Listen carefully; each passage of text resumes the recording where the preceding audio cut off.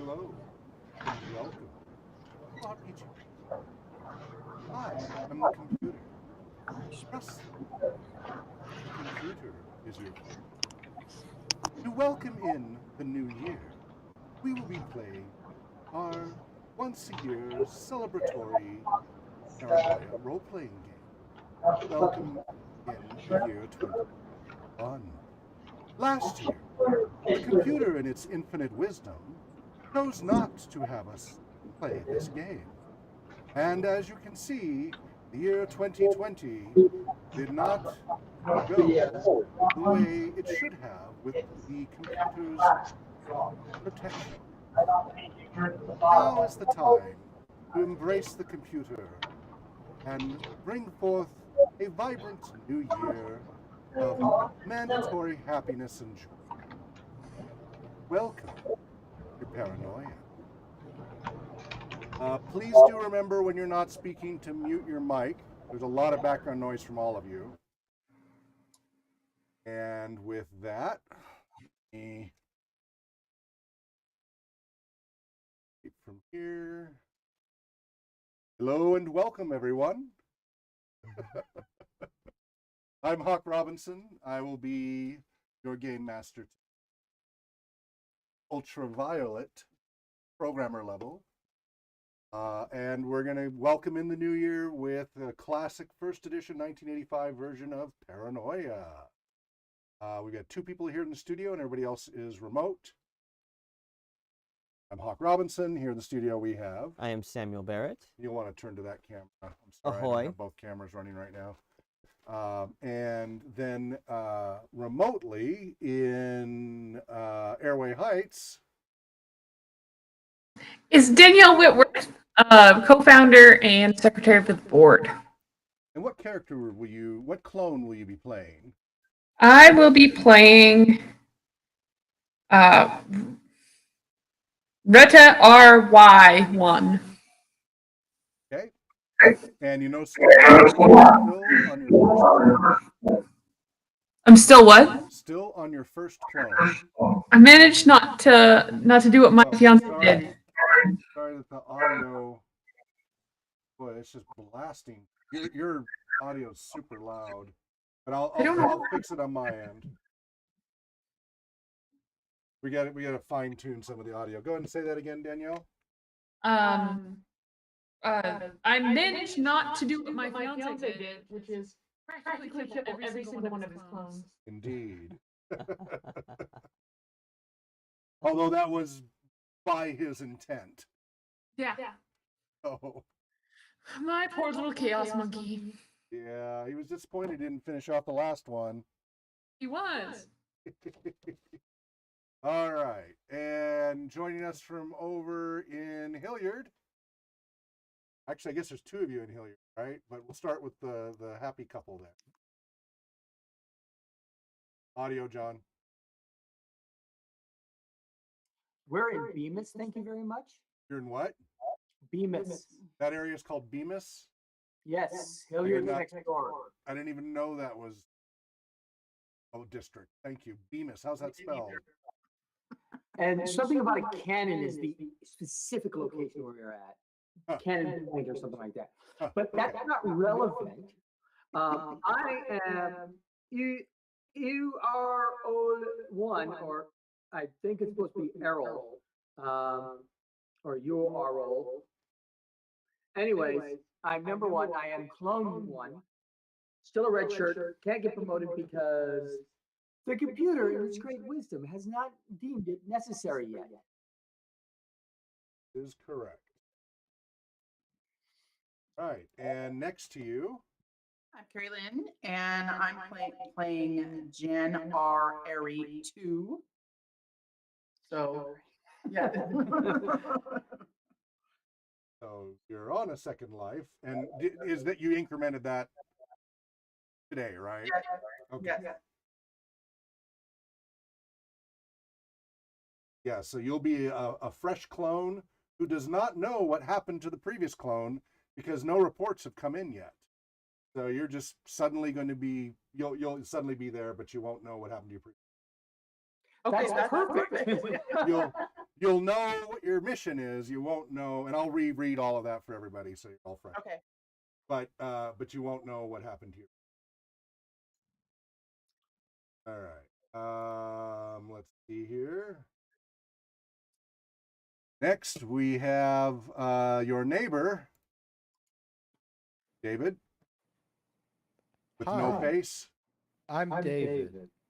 I'm so happy to be playing with everyone with the computer. My character's name is MemRx. Memorex. Excellent. Oh. All right, and we'll talk a little bit later about what the public information about your characters as we go through and refresh on all the rules. And finally, from Brown's Edition, moving soon to a happy new home, hopefully. Make sure you unmute your mic. Then go ahead and introduce yourself and your character. Hello, my name is Daniel Ivy. I am GM level 2, and currently on the screen, based off of the computer, wise and omnipotent wisdom. Yes. I'm playing Puck or Up. Puck are up, right? Yeah, Puck or Yes. Up. And what clone number are you today? 1. Okay, as far as you know. Is I've this always- oh, this is your new one. That's right. It's a new one. The other one. I've That's always right. been Puck or That's right. Up. Yeah. Okay. Sorry. Never mind. My bad. Okay. Since I'm not the computer yet, I'm just a programmer. Scum. You're all below ultraviolet. You're all scum. Remember, that's the whole pecking order. Yep. To all of you red troubleshooters, red shirt troubleshooters, infrareds are the scum. All right. So we are going to do the classic paranoia here. It has been 2 years since anybody here last played Paranoia. That was 2 years ago, New Year's Eve. Last year, we didn't play Paranoia. And for those of you who are superstitious, look what happened. So it's really important we play it this year. It's been more than 2 years. No, 2 years. Remember, 2020 was at least 15 years. It may feel that way. All right. So, Perception is reality, Hawk. yeah. Also, Sam here has never played Paranoia. David has not played Paranoia in many more years. So we all need a refresher. We don't have electronic copies of the rules and all that because this all predates all of that. So I'm going to have to walk everybody through how the game system works, what the original mission was, and then we'll get into the gameplay. So we'll get the game going sometime this year. You got 2 hours. I know. All right. After this year and this decade. Have you copied over your info that you've got? You probably write down some. Oh, in the back. Yeah, it's important. Later. Okay. All right. So go into the player's handbook to kind of run down what the character sheet stuff means. Everybody's like, what the heck does that mean? I don't blame you. So I'm going to give you a little bit of background. A read from the player's handbook for everybody's benefit. Those of you watching the stream, maybe you're not familiar with Paranoia. This will explain what is up and why this is a very different tabletop role-playing game experience than most other role-playing. Especially from what you normally see on this channel. Yes. Welcome to Paranoia. Paranoia is an adventure role-playing game set in an imaginary future. A well-meaning but deranged computer desperately protects the citizen of an underground warren from the real or imagined threats of innumerable traitors and enemies. You will play the part of one of the computer's elite agents. Your job is to search out, reveal, and destroy the enemies of the computer. You must protect your alpha complex from those who would harm her. The problem is, who can you trust? Even your fellow agents are probably traitors. No one is free from suspicion, not even you. And in fact, you have some secrets to hide. Dangerous secrets. which might earn you a charge of treason. There is the constant threat of betrayal. Stay alert. Trust no one. Keep your laser handy. They're all pointing to each other. Realize the layout that you see is different than the layout that everybody else sees here. So some of you are pointing like to the ceiling and oh, there you go. Okay, we don't need to explain what a role-playing game is. But here's the setting.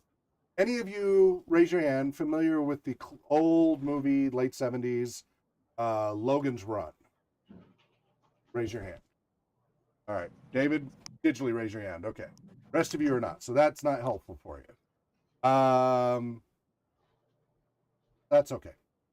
So, in the futuristic world of Paranoia, human society has been decimated. So, technically, that means 1 out of every 10 was killed. 1 out of every according to Roman. Yes. That's not how most people use it. They No. usually mean far more than that. Yes.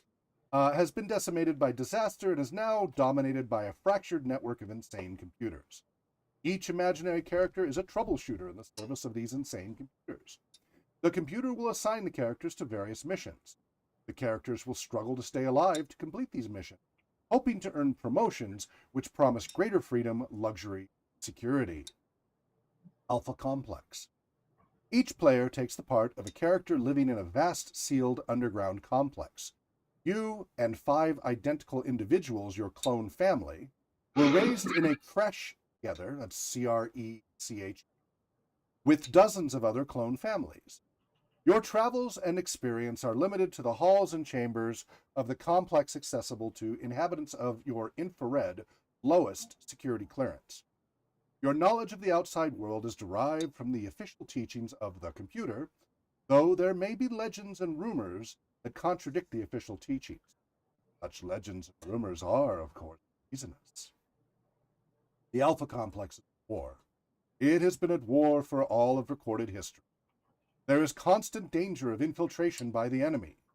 The enemy is the commies. Traitorous elements within Alpha Complex assist the commies. These dangerous elements must be rooted out and destroyed. For example, the mutants may help the commies, so all mutants are traitors. Secret societies exist. These societies are not official, are therefore traitorous, as are all their members. Take a moment to look at each of your character sheets. You will notice that each character has a listing for their secret society. Keep that secret to yourself. I don't. You don't see one listed? No, I don't see one lesson. Yes. Okay. Nope. Very good. Nicely done. Security clearance. Every inhabitant, 5 extra credits to your character there, Dan. Thank you. It just suddenly miraculously appears in your... Every inhabitant of a complex has a security clearance. Your clearance is red. That's with the R in your name. Beneath you in status are the unwashed masses, the laborers and drones of security clearance. Security clearances correspond to the electromagnetic spectrum. Above you in status are orange, yellow, green, blue, indigo, violet, and ultraviolet.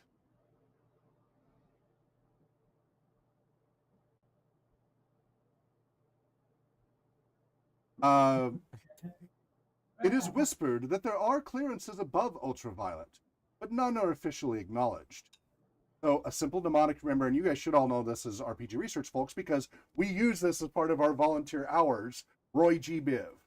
Red, orange, yellow, green, blue, violet. That is, as you get more and more volunteer hours, badge gets that color, and you move up just to show your hours. It's not, there's no hierarchical thing, but it is helpful for people to know who are new. Go, hey, this person might know they're more experienced, maybe. They don't have any more authority over you, unlike Paranoia. Very different to Paranoia, but it does let you know who's been here the longest. So, Are you sure purple does it? so John and Danielle are both violet. I'm the only ultraviolet. Dan, where are you at now? I know you passed through yellow while you're green now, right? I As far think as, I'm as far as RPG research. I believe And so. David, you're at yellow. I think I'm green. My You're green badge as is well? on the yeah, my badge is on the table over there. Yeah, my Oh, bad. you're green. You're right. Dan, you're blue actually. Ah, Yes, Dan's Dabba- blue, dabba David's dee dabba die. green, Sam Oh, is you took orange. it. So excellent. So anyway, that's just the RPG research. All citizens of a complex are required to wear clothing of the same color as their security clearance. Infrared citizens wear black clothing. It is rumored that ultraviolet citizens, also known as the high programmers, wear white. But you have never seen anyone wearing white. Indeed, you have never seen a white wall or a white piece of equipment because of the security law. Anybody seen any white? what is white? Yes, I've never I seen like white. excellent. Everything's different shades of red for me. Excellent. Everybody suddenly finds 5 credits in their account, bonus credits, and Dan's character, you gain another 5, being the fastest to give the best end. Just kind of setting the mood for what this game is like.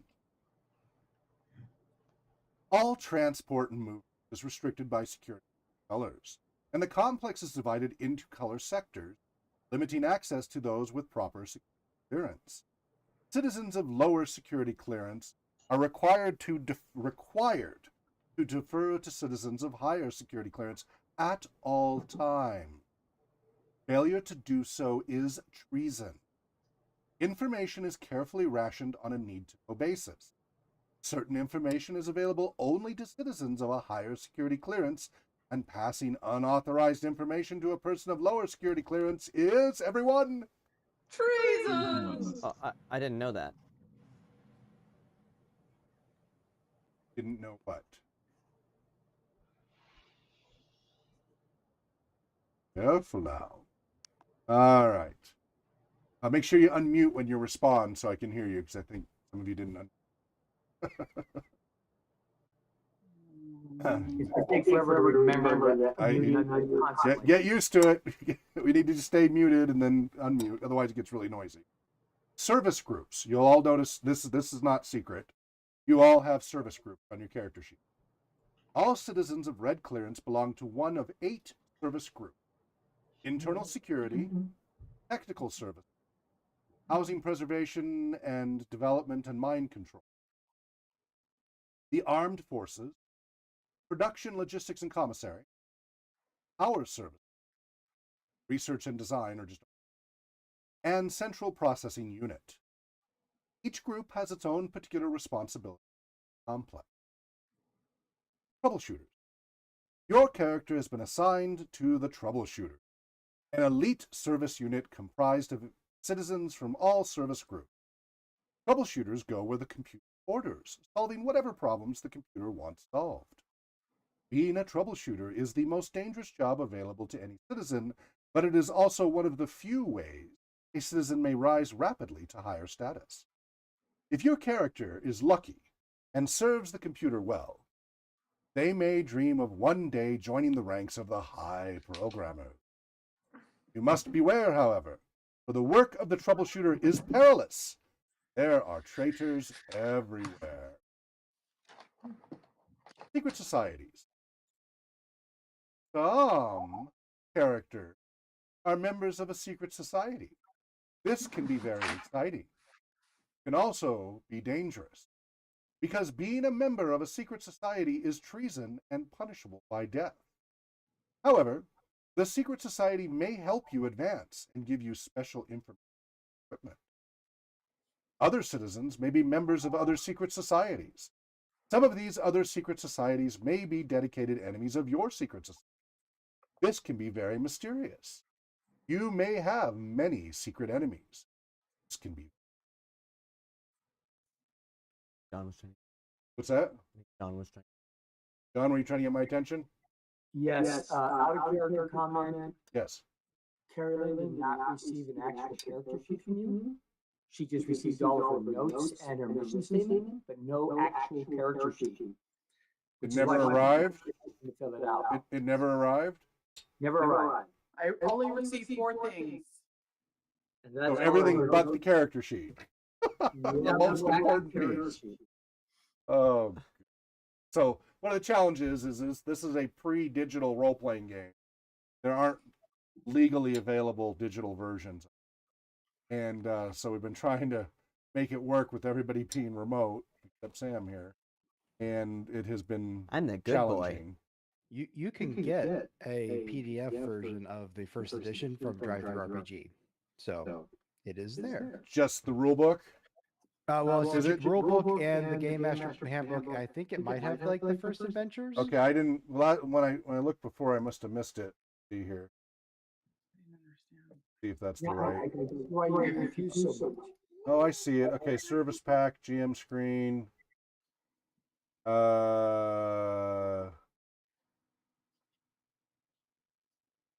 See, okay, there it is. There's the first.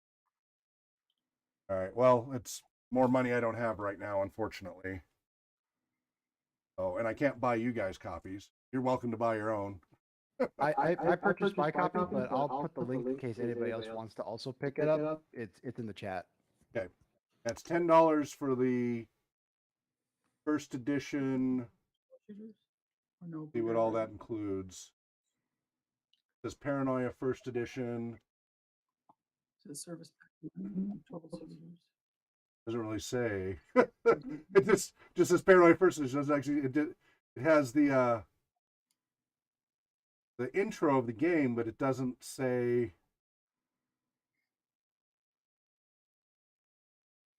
what's included. There's a lot of paranoia here. Yeah. No pun intended, but Yeah. Okay. I don't know which ones are relevant. Yeah, but it's not money we could spend for this effort, so that's why it's been a little bit challenging here. Character sheet. All right, let me go back to Carolyn's text. See what happened. It was just one too many items, or maybe looks like it was my fault. It looks like I must have hit cancel instead of okay on that last one. Turn it.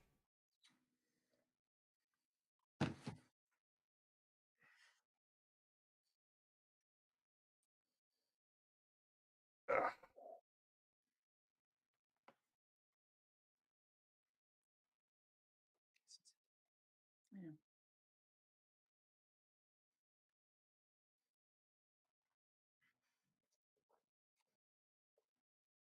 All right, let me try it again.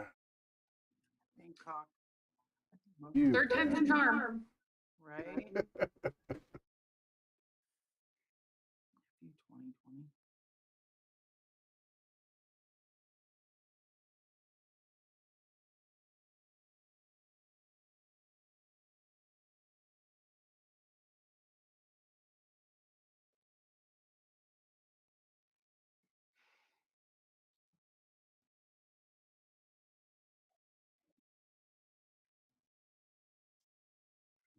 All right, sending.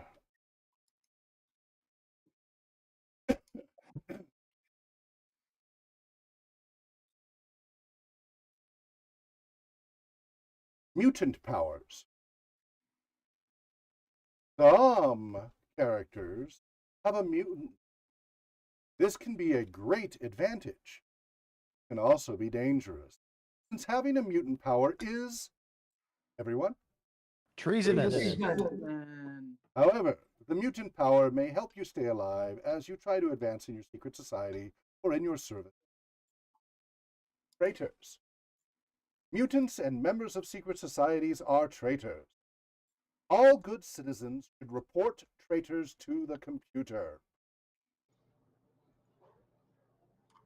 Out of role play here. You are a mutant and member of a secret society. Citizens are quite eager to report you to the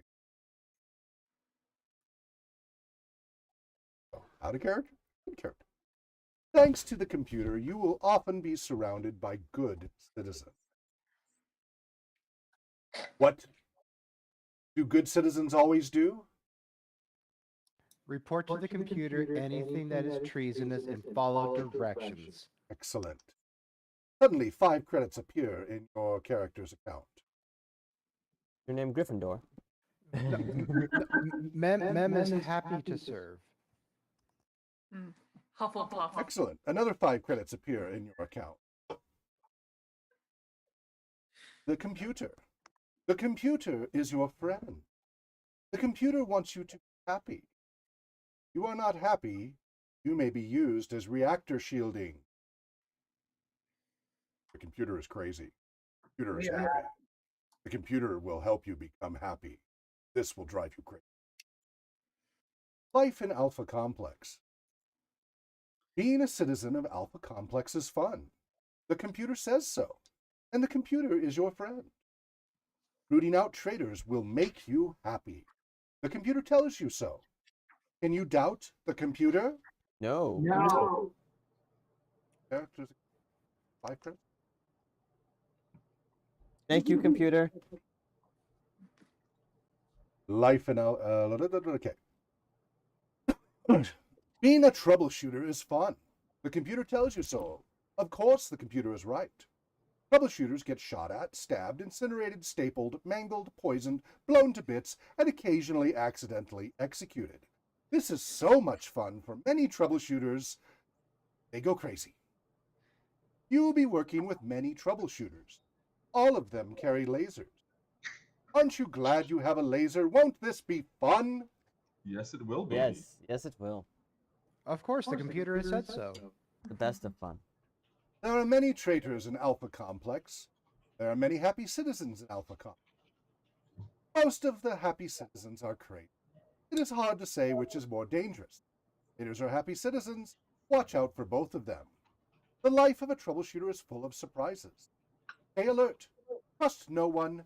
Keep your laser handy. Over on this. Stay alert. Trust no one. Keep your laser. And be happy. We are happy. Happiness is mandatory. Mm-hmm.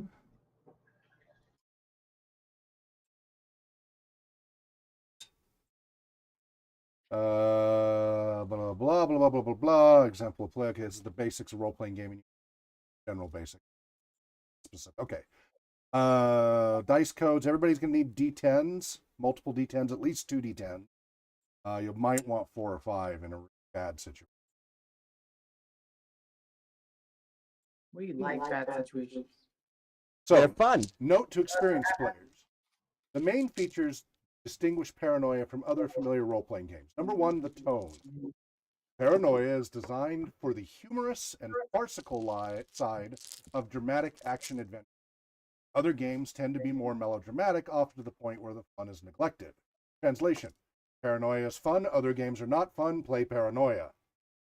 No, yeah, no, Paranoia is fun. Other games are not fun. Other games are treasonous. Number 2, There are no other games. the dramatic conflicts. The conflicts in Paranoia will be as much with the other player characters as with the game master's plotted obstacle. There is no more perilous threat than that represented by another hostile player character. Translation.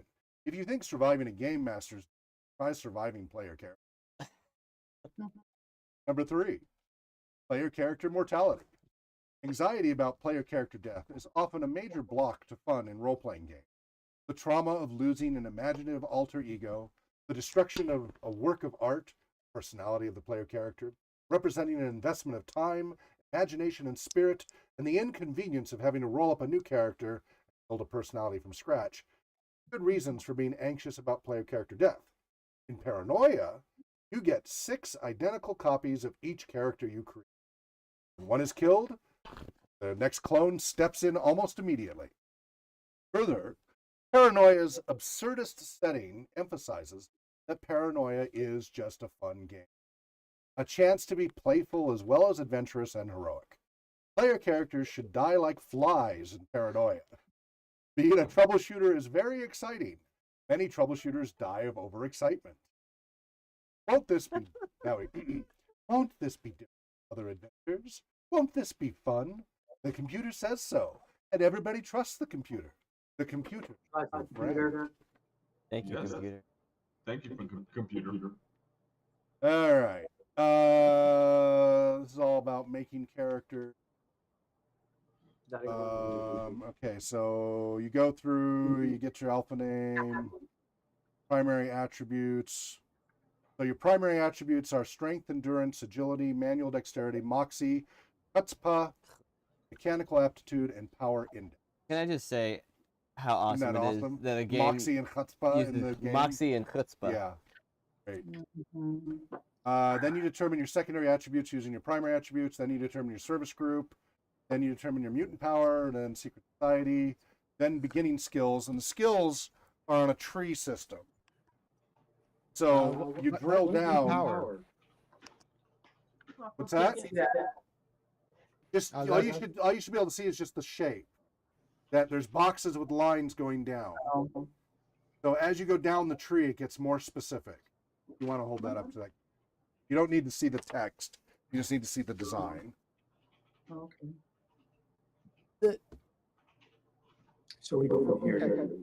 Goes from this one to this one. Yep, basically, but it's a tree design. Okay.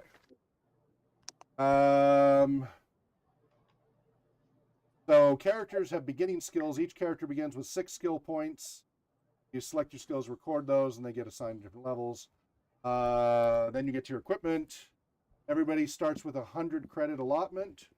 So you guys have already, those of you who played this before already have that spent. And even if you're getting a new clone, you don't get a new 100 credits.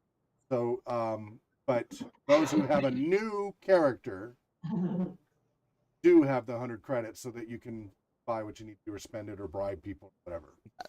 All right. And then we'll have to go through and get you a little bit of equipment. Did you hit send? What? Did you hit send on Carolyn's character? I did. Did I send it to the wrong person?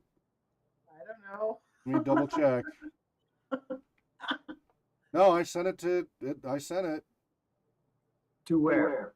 Carolyn's cell phone. Yeah, you already sent. Yeah, okay. I haven't got it yet. Someone's questioning the computer. All right. So strength is a measure of a character's physical strength. It affects the damage done with certain hand weapons and modifies the amount of weight one can carry. To generate that stat is a 1d10 plus 8. That gives you an idea. It goes from 9 to 18 is the range. So you know where low and high is on. Agility is a measure of a character's ability to maintain their balance, dodge, and to perform other actions requiring quickness and muscular coordination. It also affects the character's ability to hit an opponent in combat. That's with 2d10, so that ranges between 2 to 20. Manual dexterity is a measure of a character's hand-eye coordination and patience and skill with fine manipulations. It also adds to a character's ability to hit an opponent with an aimed missile weapon. That's also 2d10, 2 to 20. Endurance is a measure of a character's stamina and ability to withstand pain or injury. That is 1d10 plus 8, so 19, determines character's endurance. Moxie is a measure of a character's ability to comprehend unusual phenomena, learn new modes of communication, perceive important details, and correctly choose the right course of action in unexpected situations. A little bit of wisdom mixed in there. That is also 2d10, so from 2 to 20. Chutzpah is defined as the quality of a person who kills both their parents and then pleads for mercy because they're an orphan. I love that definition. That's also 2 to 20. Mechanical aptitude is a measure of a character's ability to understand, operate, and repair machinery and equipment of all types. That's also 2 to 20. And power index is a measure of the strength of mutant power. That's 1d10 plus 5, so that's from 6 to 15, that stat. That gives you an idea of where you're at on the low to high to mid. Secondary attributes, carrying capacity is pretty obvious. Damage bonus is the additional damage done because of your strength. Macho bonus is a measure of superior ability to withstand the pain of an injury and to survive serious injury. Endurance is the associated primary. Melee bonus is characters improved or decreased ability to score a blow in melee. Agility is associated. Aimed weapon bonus, that's obvious. Comprehension bonus is a measure of a character's ability to use certain hostile environment skills. Moxie is associated. Believability bonus is a measure of increased or decreased ability to lie successfully. Chutzpah is the associated primary attribute. And repair bonus is a measure of the character's increased or decreased ability to use technical skills. Mechanical aptitude is the computer service groups, internal security, technical services. I'll try to just give you guys the highlights here. Internal security is in charge of weeding out traitors and commies and maintaining order. They combine the functions of law officers, secret police, and monitors or political orthodoxy. They are hated and feared by citizens in all other services. Their agents are everywhere. So think with the Soviet Union, they always had the political officer on every submarine and stuff like that. Technical services. What's that? What was that again? Internal security. Right, okay. Technical services is in charge of maintenance of all Alpha Complex utilities and support systems. They are the only group in occasional contact with other complexes, consequently are often under suspicion of traitors. House Preservation and Development and Mind Control, or HPDMC, is in charge of living quarters and maintaining the voluminous records required by the computer. They also act as a screening group for upwardly mobile individuals among the unwashed masses, recommending promotions from infrared to the computer service group. They have the least status of any of the service groups. The armed forces are charged with carrying on the war against the commies in the world beyond Alpha Complex. There are a number of elite units within the armed forces, such as the highly regarded Vulture Squadron. Some of you who were in this campaign 2 years ago got to meet several of these Indigo Vulture Squadrons on in the preparation process. Production, Logistics, and Commissary, or PLC, is in charge of agricultural and industrial production and allocation of resources. Among their primary responsibilities are food preparation and distribution of all consumer goods. Power Services, they're in charge of maintaining the power plants and all major transport systems complex. Research and Design develops new technology and equipment for use by the computer and citizens of Alpha Complex. And many of you may remember what that was like that were in this 2 years ago. Central Processing Unit is the supervisory and administrative group of troubleshooters directly assigned to the computer. They handle projects of special interest to the computer and therefore enjoy its favor. Your service to the computer shall be rewarded. There are many mutant powers. I'll probably have to talk to some of you private to refresh your memory on those. We'll have to figure out how we're going to do this remotely. I guess you could text me. That's going to take forever, but I don't know. Well, everybody just leave Jitsi, except for that person. Come back in 5 minutes. Secret societies, same thing. Now, yours have a description of your society, or is it just a list? Because there's no way I can read through all the secret societies. I don't have a secret. Yeah. Out of character right now. We're doing meta right now. So that you know how to actually play the game. I don't have a secret society. All right. All characters have a percentage chance of successfully using each skill. A character's percentage with a skill is dependent on the number of skill points they've spent on the skill or on skill categories above the skill in the appropriate skill tree. A character's percentage with a skill is modified by secondary attribute bonuses by other Game Master determined factors during the play of the game. Each character automatically has a minimum base of 5% with all skills. Important to remember.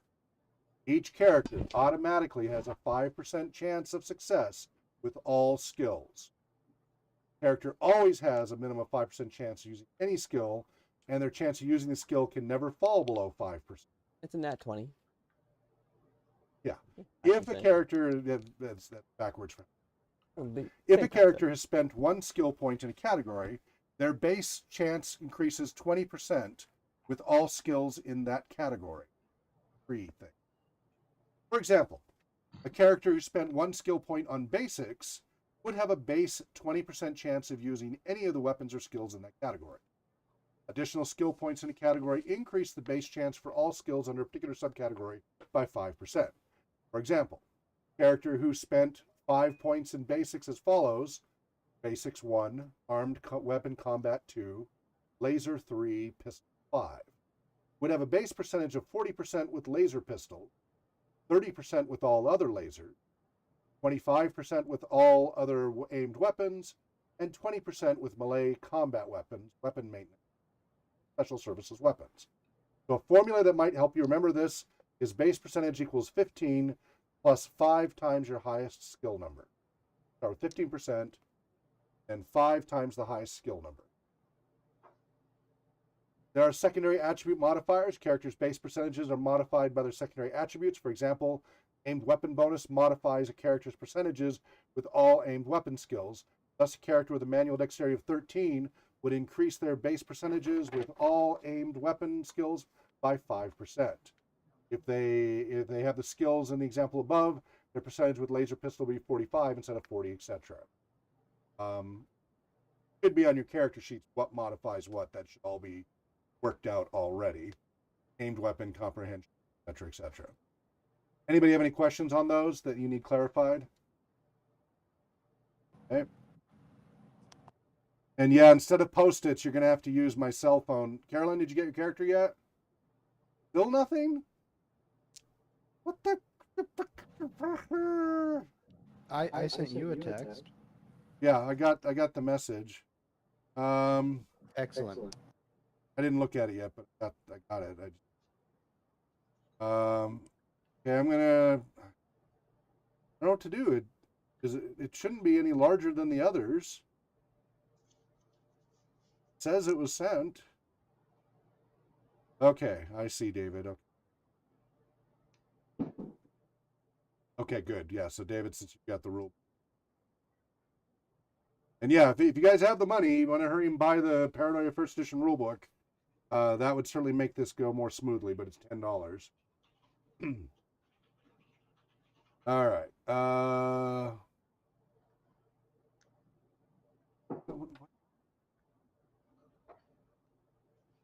Okay, I'm going to pause the stream for a moment to get Carolyn's email, and we'll try it that way. We'll be back in.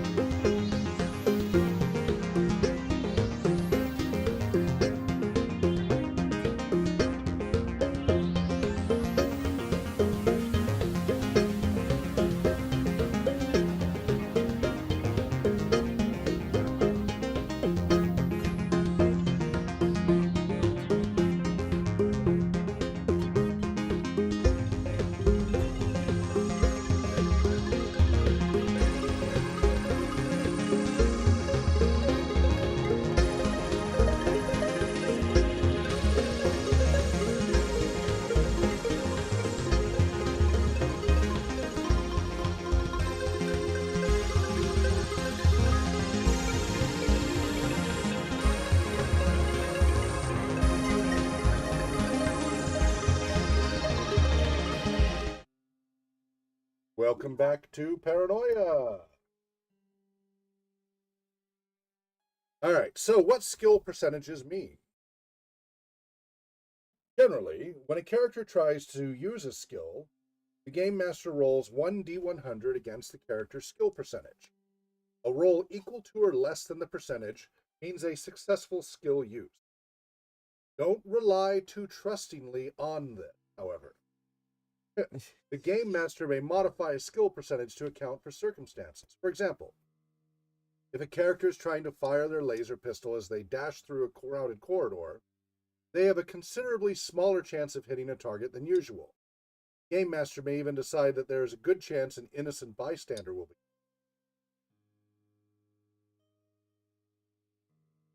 Oh, you mean an infrared? Just so you know. All right. Okay, equipment. Most of the material needs of the citizens of Alpha Red 1 are generously provided by the computer to relieve citizens of the responsibility for storing and caring for equipment. It encourages the practice of private ownership. However, as a citizen rises from infrared status to the honored position of troubleshooter, they will be given opportunities to buy or accept certain items of equipment for their own uses. Player characters begin with basic troubleshooter personal gear printed on the character sheet. Each character is also assumed to have accumulated the substantial of 100 credits for purchasing optional items, for customizing or decorating personal items, or for paying the inevitable fine and replacement fee when computer equipment is damaged or lost. Each player begins with a suit of red reflect armor and a hand laser with a red ringed barrel. The computer will often temporarily or permanently assign equipment to characters for various reasons. This equipment should also be noted on the character sheet. Bad idea to lose the computer's equipment. Services. For approximately 25 to 50% of the credit value of a piece of personal equipment or clothing, a troubleshooter may have it customized. The nature of the customization is up to the player's desires and at the Game Master's sufferance, but might include superior reliability, durability, capability, or appearance. A common practice is to spend surplus credits on making one's uniform more distinctive, adding slightly contrasting piping to the jumpsuit, or painting patriotic symbols on weapons or equipment. Many prudent troubleshooters save their credits in case a fine is levied against them. This is wise, since failure to promptly pay a fine is treasonous. Fines may come for various reasons: poor conduct, loss or damage of computer equipment, failure to follow orders, and so forth. Clone families. Player begins with 6 identical clones of a single clone family. The computer always produces 6 of each individual, so no one will ever be lonely, and so that there are backups in case the inevitable happens to a single individual. Each individual in a clone family has identical beginning attributes and skills when the family is promoted to service in the troubleshooters. One clone individual will become your player character. The character is referred to as the number 1 in the clone family. Their clone identity 1 is indicated by the single digits at the end of your name. The other clones in a family are numbered sequentially as clone identifiers 2 through 6. For example, David R2RK-2 is clone identity number 2 for David RUOK. Or David Rourke, basically. All right. The other 5 clone individuals are assigned to various clerical administrative tasks in the service group. If something unfortunate should happen to number 1, another individual from the clone family is activated. That is, the dead, disabled, or missing troubleshooter is replaced by a member of their clone family. The replacement clone will have the same attribute secret society mutations that the original number 1 had. Troubleshooter. Clearance red. In addition, the newly activated clone may have accumulated a certain amount of experience, status, and credits in their desk job. Of course, they may have also been implicated in. The GM will tell you what skills or status, if any, a clone has developed before they are activated to replace a dead or missing number 1. Your number 1, your player character, should die or disappear in the course of an adventure. They will be replaced by a clone with similar attributes and skills. If this should happen, the Game Master will assist you in preparing the new character sheet for the clone replacement. You'll use the abilities and beginning skills from a copy of your original character sheet. That's why we have photocopies. And you will use the abilities and beginning skills from a copy, also add extra skills, status, or possessions. The new clone is almost a perfect copy of your original character, though their experiences may have been different. Note that after the death of a sixth member of a clone family, you must create an entirely new character. Bookkeeping. In Paranoia, there are 5 types of points. The character may earn in the course of an adventure 2 of these: skill points and credits. They're privately announced by the game master to the character. Well, we're being more open here for at the end of an adventure or session. The player must keep track of their character skill points and credits on the character sheet. The other 3 types of points, commendation points, treason points, and secret society points, are not announced to the player. The game master keeps track of these points, and their totals are kept secret from the player. Below is an explanation. So skill points are used to gain new skills, credits are currency, commendation points for completing missions to service the computer, discovering or eliminating traitors. Treason points are a measure of the computer's suspicion, and a distrust of a character's treasonous charges may sometimes be ignored if a character is performing exceptional services for the computer. If at any time a character has obtained a number of treason points which exceed commendation points by 10 or more, so the more commendation points you have, it lets you get away with more. But the moment your treason points are 10 or more above your commendation point, the computer will attempt to have your clone terminated, either by ordering other members of the troubleshooter team to kill them, or by taking direct action to apprehend and execute the character. Treason points may be obtained by failing to fulfill orders, by doubting the computer, by speaking or acting against the computer, by damaging or destroying assigned equipment, by using mutant powers, by conspiracy or suspected conspiracy with others, or by acting in such a manner as to create suspicion of membership in a secret society. There are innumerable other ways to obtain treason points. These are only the most common ones. Treason does not pay. Serve the secret society points are similar to commendation points, except that they represent a character's status within their society. Acquisition of sufficient secret society points will advance a character in the power structure of the society and may give them privileged access to information, equipment, or other assistance through the society. Out of character meta discussion, some of you may remember that you were given some extra goodies of info or equipment when you were starting your mission to help you through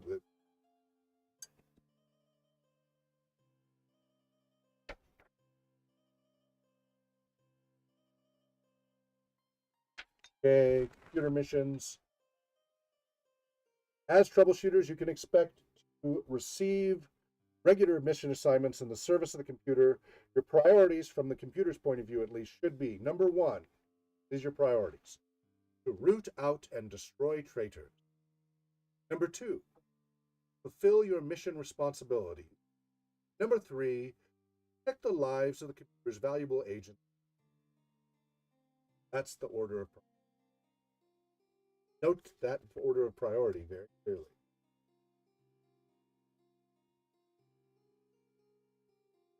Number 1, most important, is to root out and destroy traitors.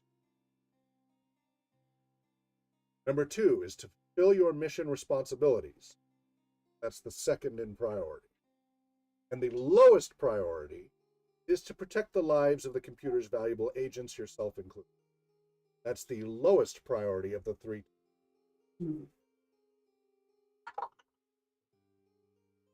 Yep. Your personal priorities may differ. You may be more concerned about your own survival or advancing in your secret society or overthrowing the computer. However, any behavior that suggests deviation from the computer priority is sufficient cause for suspicion. So when you start each mission, you'll start each adventure, the computer will give you your mission assignment, we will go through. Then you go through the whole process. The mission assignment will include the mission's objectives. It's important to write those down so you get them exactly right. A list of the troubleshooters who will cooperate in the mission, a list of any equipment to be assigned, any briefing notes, maps, background information, access codes, special warnings. Also, I may take you aside in turn and give you each a certain confidential information about the mission or about other troubleshooters. This might be secret instructions for the computer, or unauthorized information obtained by your secret society, or any other information that a character would know, but the other characters and their players could not know. Once the adventure begins, the game master will describe the settings and circumstances. Players will describe the intentions and actions of the characters. Usually this activity is carried out on public, with all the other players entitled to listen to the game master players. However, when a player wishes to ask a private question or perform a secret action, there are two common methods. One, the private game master player conference, and two, game master and player note exchange. Your game master explained how these. So in our case, you guys can text me on my cell phone. For those of you remote, in your case, you hand me a post-it. Yeah, post-it. And if it's more complicated, then we'll figure something out. You okay, John? Cat was using my thigh. I knew it was cat related. Ouch. I just saw a cat. That's a just scratching here on the post. screen, and that was it. No, I knew it was cat related. I knew it was cat related. However, note that frequent private sessions with the game master and many note passes will slow down the adventure, leaving some of the players to have to sit around and wait while the game master conducts private business with another player. So notes are more efficient, but we'll do what we can if we have to. And should be noted as clearly treasonous activity. No. It's an important part of the game, so we don't want to do that. If any intelligent equipment, i.e. robots, is assigned to the mission unit, the computer will assign one troubleshooter as the prime operator. That troubleshooter is the only one who has the authority to direct the equipment. They may, if they wish, assign other troubleshooters as secondary operators. If the prime operator is killed or incapacitated during a mission, the secondary operator has the authority to direct the equipment. They may then, in turn, assign a new secondary operator, and so forth. Directing intelligent equipment without authority is treason. Not assigning a secondary operator gives an incentive to other troubleshooters to keep you alive so the equipment can be used.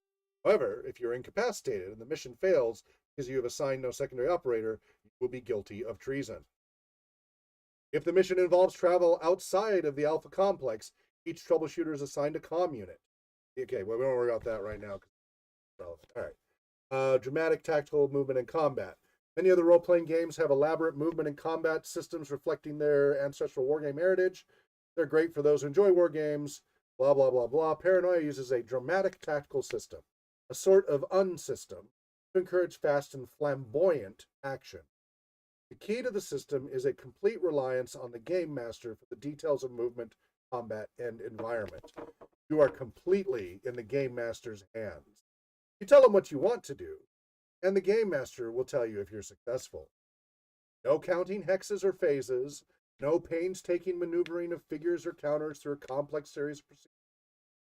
Game master tells you what you see. You say what you want to do. Game master tells you what happens. This system, the clever gamer does not seek to optimize their tactical advantage over an opponent. They try to get the best dramatic advantage. They try to get the best, the more entertaining tactic to win out over the more deliberate wargaming tactic.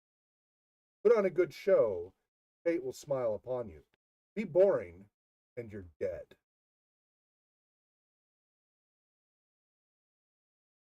The tacticians in the group struggle with this sometimes.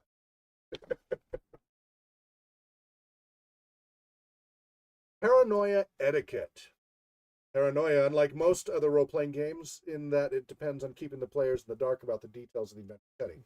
For example, Game Master's Handbook is classified ultraviolet. As such, only the most advanced players should have access to its contents. However, there is no practical way we, the publishers, can prevent players from seeing it. Any player may, if they wish, purchase and read the Game Master's Handbook. Held knowledge of Paranoia's game system shouldn't be punished, since such knowledge is likely to develop as a player plays the game anyway. However, if a character shows knowledge of information in the Game Master's Handbook that they could not know without access to the Game Master's Handbook, for example, how to operate a warbot, they immediately earn a treason point. So this is a great way to deal with rules lawyers. Each time they display such knowledge from classified information sources, they earn additional treason points.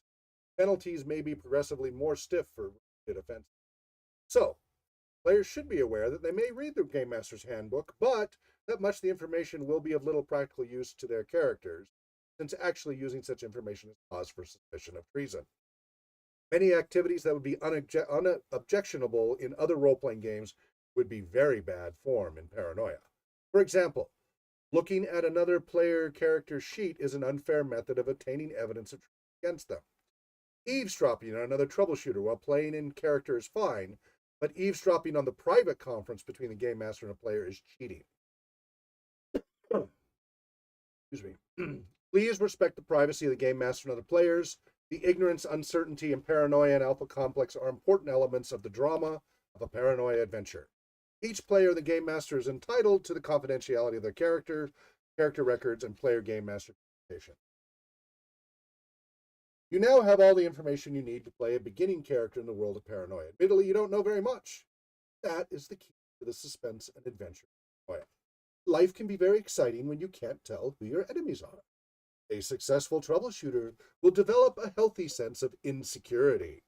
However, you can't let that paranoia paralyze you. You must survive. You must resist. You must use wit, intuition, and daring to rise to higher levels of power and privilege. There you may learn the secrets forbidden by your security clearance red, security clearance orange, security clearance yellow, security clearance green, security clearance blue, security clearance indigo, security violet, ultraviolet, beyond. What are they afraid to let you know? Serve the computer. The computer is your friend. Your faithful service will be rewarded. Beware of treason. The enemy is everywhere. Onward toward your mission. This does have a solitaire adventure in it, by the way. There's guy. Huh. You know, with little branching, what have you. Now, that's after a long. Now, again, what they should have done is put that maybe at the beginning. Yeah. This is quite the wall of text. Because that's page 16 that adventure starts. But that's fine. It's a few pages long. There's adventure code key, charts and tables, service group tables, secondary attribute tables. Again, I should put that on my here. Yeah. Okay. You have a copy of your player's handbook there, right? I do. Good. So you'll want to keep that handy with your laser. Mm-hmm. All right. And my towel. Your towel, yes. Wait, wrong one. That's another one. Did they ever make a role play? I know they made a computer game. I played it in 1982, but did they ever make a role playing game for Hitchhiker's Guide to the Galaxy? I don't know, but does anybody have towels? I don't know if these towels. Who's the hygiene officer?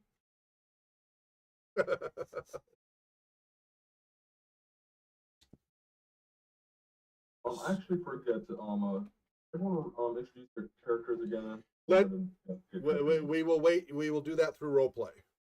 Okay. We will do that through role play. Microphone back on that. Lovely. Oh crap.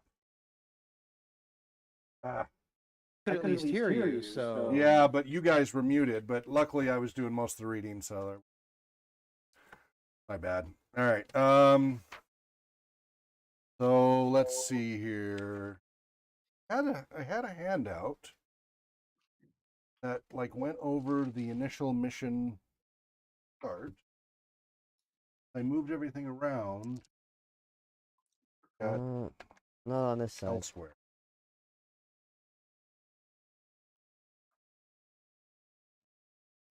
Character sheet. See.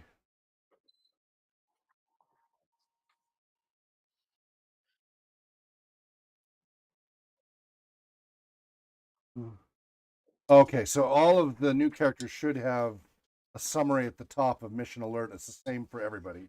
I'll read it aloud to refresh everybody else's memory that didn't get a new character. So all of you got this when you first started. Mission alert. You have been activated. Your first. At last, you have an opportunity to serve the. You will be entering CBI sector on a routine follow-up mission for an overdue troubleshooter group. Among your important, it will be the routine recovery of a valuable bot brain and the preparation of a routine report on the status of the overdue troubleshooter group. Please report immediately to the troubleshooter briefing chamber in PDK sector for your routine mission briefing. Thank you for your cooperation. So those of you who are 2 new characters, or 3 of you are new characters, right? Between David, Dan, and Sam. So that's where you first reported, was to PDK sector. And I'm going to give them just a shortened version of that experience, everybody. And then we'll get you guys, it'll also refresh your memories a little bit of what your characters went through previously. I hope. Huh? Yes. Notice that I'm not saying friend computer, so that means I'm out of character. Yes. Did we previously, because it doesn't look like on our old sheets, assign special assignments such as team leader, loyalty officer, hygiene officer, etc.? I didn't see anything like that. I think I have. I don't see it on our notes anywhere. I don't either. I don't. Where are you getting that from? From the new report sheet. Oh, that's because that's the newer system. That's not in the old system. Oh, that's the mission report system you sent us. That's why. I know, because I could not find, and I didn't have time to scan the old one in. I could not find it print. Okay. So we are. Should we be using the old one? I prefer you use the old one if you can. If not, you can use the new one, but there will be stuff that isn't there. That's not going to apply.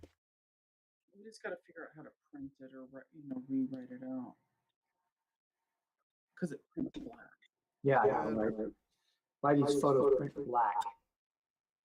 Maybe it's because it's a photo. He took a photo of it. Mm-hmm. And sent it. You can scan it into a PDF using the printer. Maybe next year we can do that. Well, Have one that's not just. Frag, can you do that, or can you do that at some point when you go? Yeah. Oh. That's why we need to play this more often so that we can, really remember any of it. We're always having to spend so much time reviewing, get started. It's worth it. In the other videos, you guys do end up having a lot of fun. It just takes a bit to get there.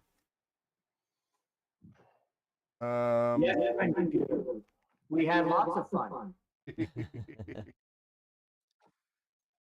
50 minutes to get to gameplay. I'm aware. I'm trying to find my other copy of my adventure handbook. I thought we've already been in gameplay. Anytime this year, Hawk. Yes, exactly. I have no idea what I'm looking for. I had another adventure handbook. Oh, well, we got this one. Oh, yeah, you should not have that. Oh. How was that over there? Letting me look at it because I had What? copied over the thing. Oh, because the character, that's I right. mean, I wasn't looking at anything else. I was just looking at the character sheet. Okay. All right, that was my doing. All right, yeah, because you needed the character. Yeah. That's why I couldn't find Is it true that nobody with red hair can actually be promoted beyond red because of the red?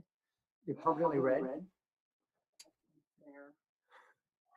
Are you asking that in character? Of course not. I would never question the computer. I don't Especially know the one how with the the red computer beard. gives any sort of advancement or not. It is all by the computer's just obvious wisdom. All right, so you guys got activated. It's interesting how just asking a question like that can paint a target on yourself, John. Indeed. I'm willing to change color shirts. To infrared? To whatever the computer deems necessary. That's the correct answer.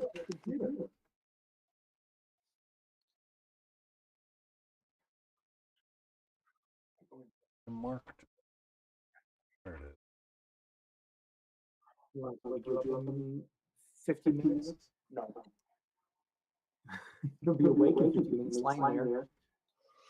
If I am.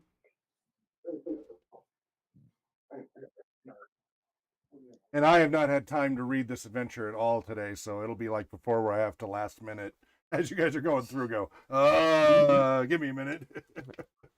All It's right. like, it's not like Pop had 2 years to prep this. Hey, I was a little busy. Just a little. All right.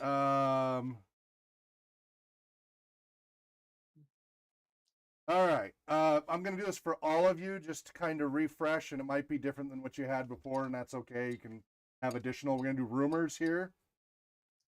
So I'm going to start with, well, actually, I need a roster.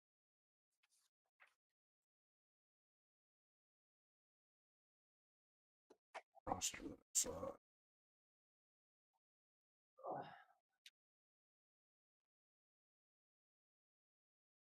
Wait a minute.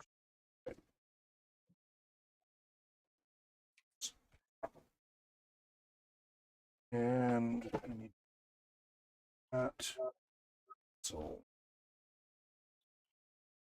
Do you need me to send you private information about my character? I have it when I need to. I have it here. So I'll with the two of you, those of you who got the pre-gens, I have that info. So you don't have to send me anything. That I just need myself. All right. So I was just trying to help out. I appreciate that. Yes. The computer knows all.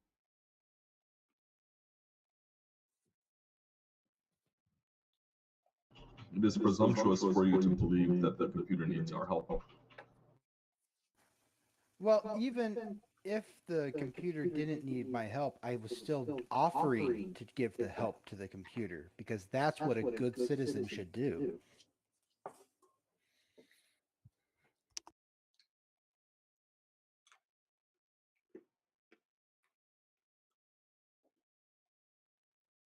So it be.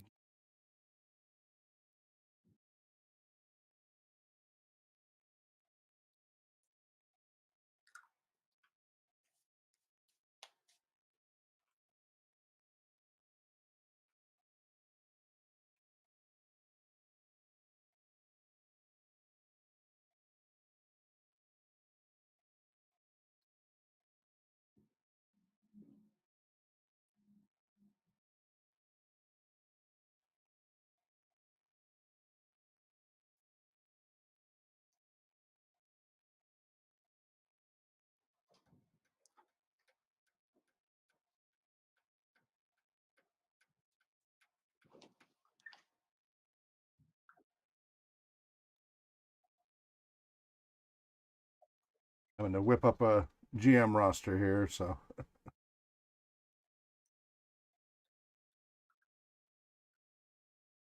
All right. I'm going to start with. What is the technical name for a game master in Paranoia? Computer? Computer. I mean, it says Game Master's Handbook on the cover, so. No, game master must be it. Nope, I understand. Okay, remind me what your PC's name was, Sam. I was gonna say because otherwise this is the computer screen. Yeah. What's your character's name? I am Capper. CAPPER. Yep. ROSX1.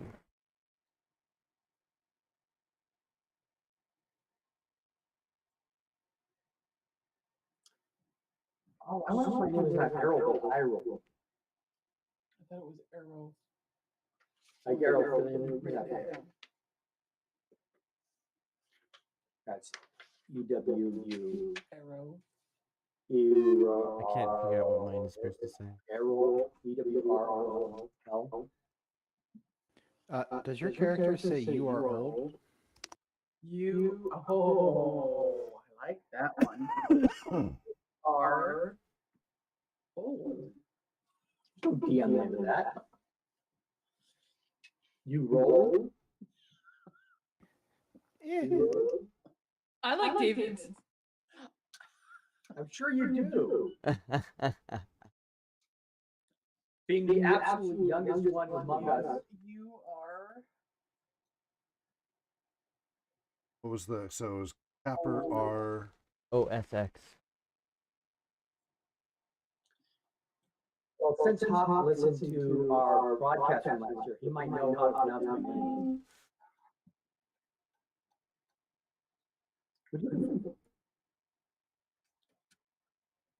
All right. Don, Yes. spell out your PC first part of your name before the security level. EWE. U Mhm. R, and then your alpha complex or your complex assignment.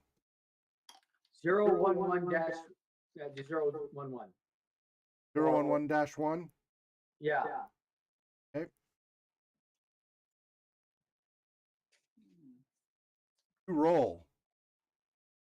Yeah. That's probably OLL because those aren't supposed to be numbers.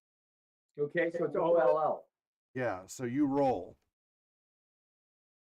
Is that what I use? Oh. Can't figure out what mine is. You roll. You roll. What's that? I can't figure out what mine is. Rock.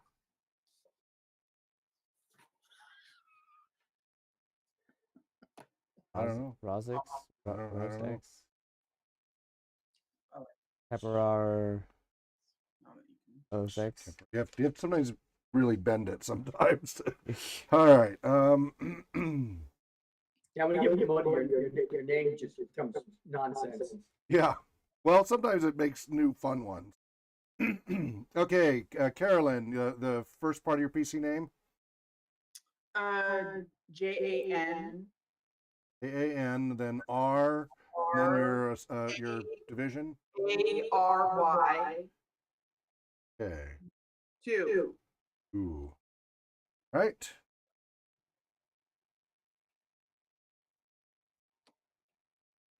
David. Mem R EXX. Okay, and you are a 1. And Dan.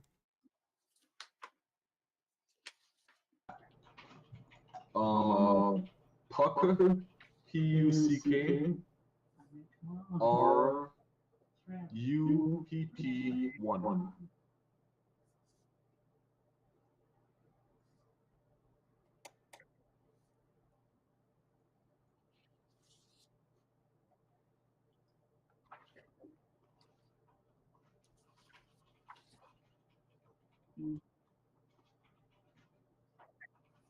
Oh yeah, pucker up. UPP. Yeah. Pucker up. And you're what number? 1. Yeah, that's right. You're a new one. All right, and Danielle.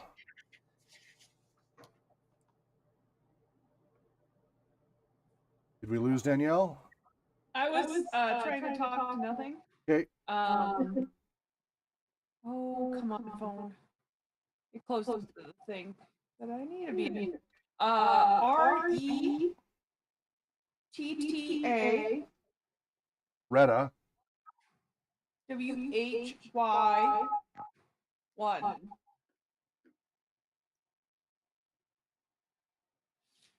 Did you get promoted? No.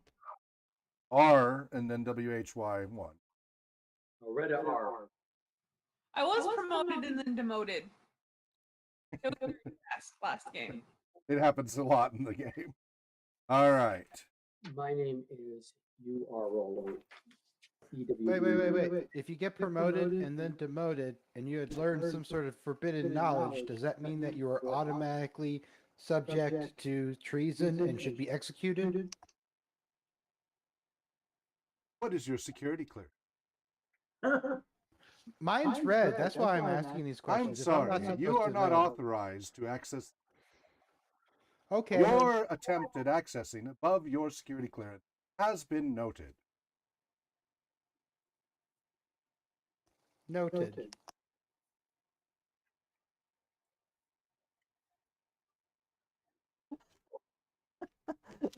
It's a totally different game. rule.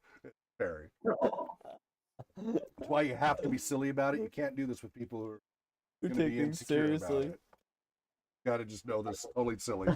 I have no personal axe to grind, but it will feel like that. So what you're saying is If this you would be a don't remember very, that. very entertaining game to watch streamed. Exactly. If everybody is flamboyant. If they're Yeah, not it's like- flamboyant about it, yeah, it's like yawn. a professional role-playing group. Yep, You know, a bunch yep. of comedians and whatnot yeah, would be really yeah, good. That's Like great for that. Okay. a college humor group would be really Yeah, funny. Yeah, any to do improv this group, with. etc. So, all right. So, Capper, R, OSX1. We have D10. I have no dice. I need to fix that. Who's that? Who's Capper? Capper, all I right. am. Okay, that's Sam. You have not met him yet.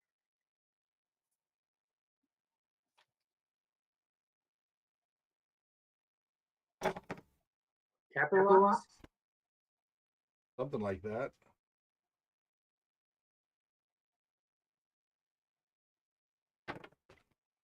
Oh, we got rock and roll now. You have heard, this is a rumor you might want to write down on the back under rumor. Got it. And I'll especially give you a little extra coaching. Understood. Is there a spot? A surprising number of power service troubleshooters have been unavailable for service. None of the rest of you should be writing this down at this point. Not write it down yet. I'll come around to each of you. The rest of you do not write this down. Only Capper has. I don't want to have to meet you guys every time. This is where you separate your player knowledge from your character knowledge. Again, a surprising number of power service troubleshooters have been unavailable for service.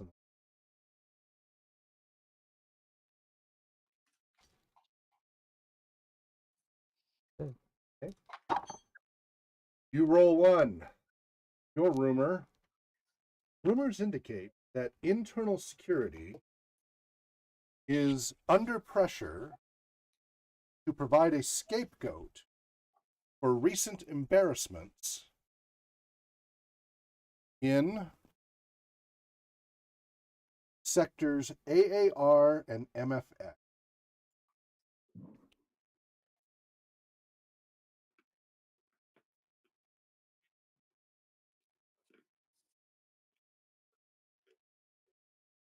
Jen Arari. A high programmer is said to have died in peculiar circumstances while attending a sick friend in the AAR Medical Center. High programmer is said to have died in peculiar circumstances while attending a sick friend at the AAR Medical Center.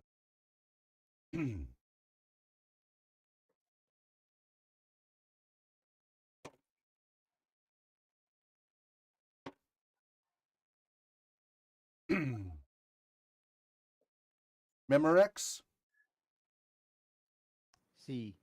The increasing frequency of power service traders unmasked during episodes of the popular Tila O'Malley video series suggests that housing preservation, development, and mind control has been requested to build public opinion against power services, and that a purge of power services may occur in the near future. Again, increasing frequency of power service traders unmasked during episodes of the popular Tila O'Malley video series suggests that HPDMC has been requested to build public opinion against power services, and that a purge of power services may occur. Can you give that acronym or the string of letters again? The VC, HPDMC. the HPDMC. Housing Preservation, Development, and Mind Control. Gotcha.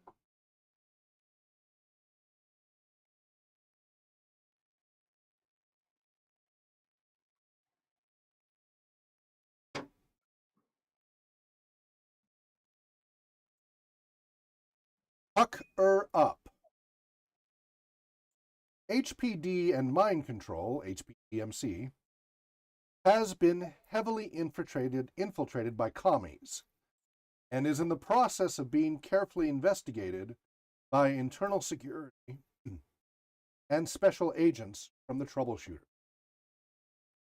HPDMC has been heavily infiltrated by commies in the process of being carefully investigated by internal security and special agents from the troubleshooter. Now again, we share more openly because of the broadcast nature of this game than a normal game would be. Yes. Just so that the audience has some inside scoop. You are all expected to separate your knowledge of your character knowledge. You do say something that's outside of your character's knowledge, remember, that gains reason points and other things. Careful. Yes. Thank you, Is computers. our service group known publicly? Yes, your service groups are public. Okay. I am internal security for some of these rumors.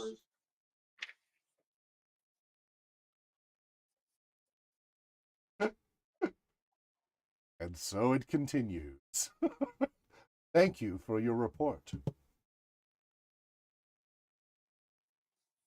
There is, I mean, that is a useful feature, at least for putting all of you on edge. When you hear that ding, you know that one of you is saying something secretive. Your characters don't know, but as players, it helps put you on extra edge, just like handing a Post-it. So again, try to keep it to a minimum, but that's totally acceptable. All right.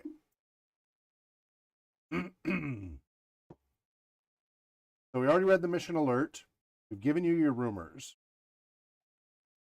Now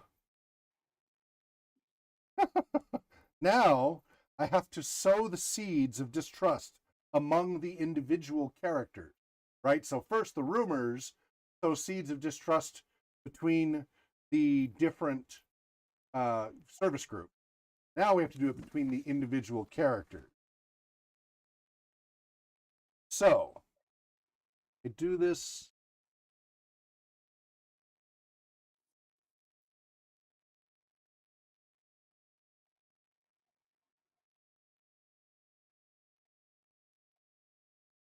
Yeah, that's a little more difficult.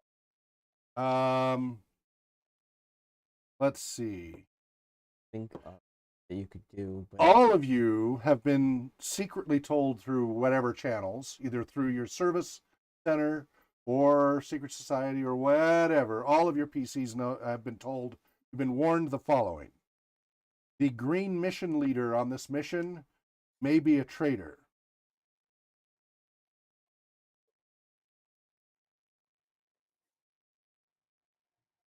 Also, now this is where we have to separate player knowledge from character knowledge. So this is everybody but Pucker Up. Everybody but Pucker Up has been told that FCCCP suspects Pucker Up may have an unregistered and dangerous mutant power.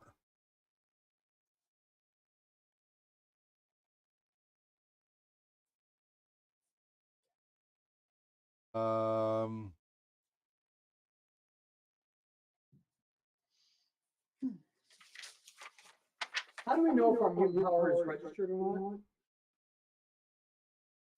How do you know? You tell the computer?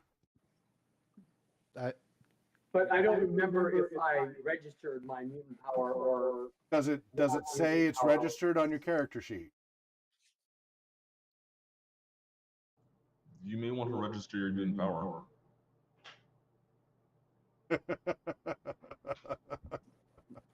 Obviously, if you have a mutant power, you should tell the giving computer. it to the computer. All right. Don't look at me.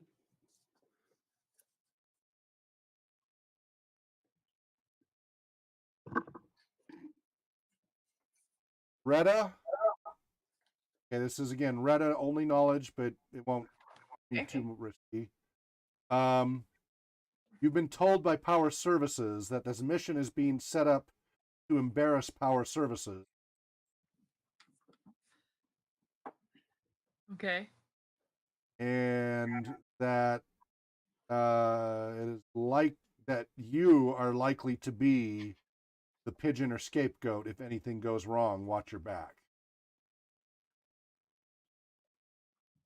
Actually, that's what I need to do. I need to get your service group. Go and add that to the roster. Actually, I should probably assign that to somebody else if it's not. Okay. Sam, what's your service group? This is public information, so it's okay to say. Sorry, Capper, what's your service group? I am power services. Okay. So, That's fine. you Dan's laughing. roll. You I'm roll. also power services, so it's appropriate. Okay, good. All right, good. You roll. What's your service group? My service group is internal security.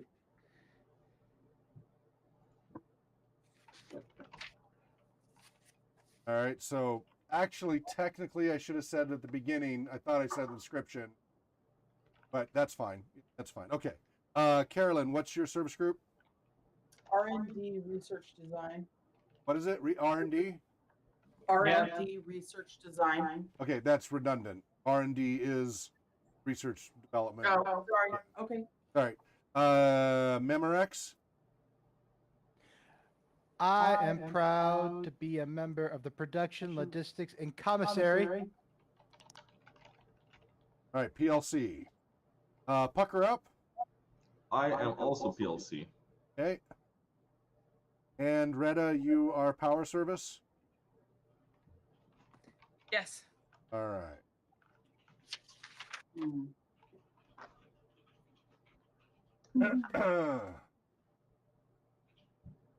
So now I got to bring the new folks through the briefing, which also will help refresh the rest of your memories about what this is about. I'm probably going to skip over some of the details that you guys went through before to try to get things rolling, not relevant to the adventure itself. So those of you who are new, there's 3 of you who are new. You meet for the first time in the hall. So this will be those of you who are new are Memorex, Puck, Capper. and you. Or no, sorry, not you, Capper. Sorry.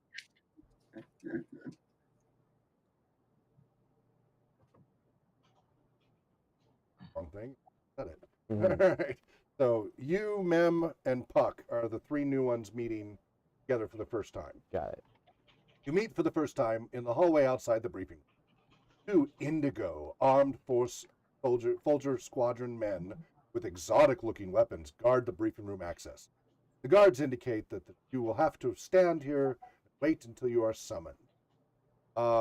In the role play of this, we used a lot of awkward silence.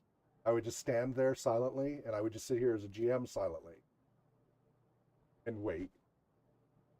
And until you guys did something out of discomfort. But if you stand there silently and do nothing after a while, after the discomfort is still there, then eventually a buzzer sounds in the hall and the guards usher you into the briefing room.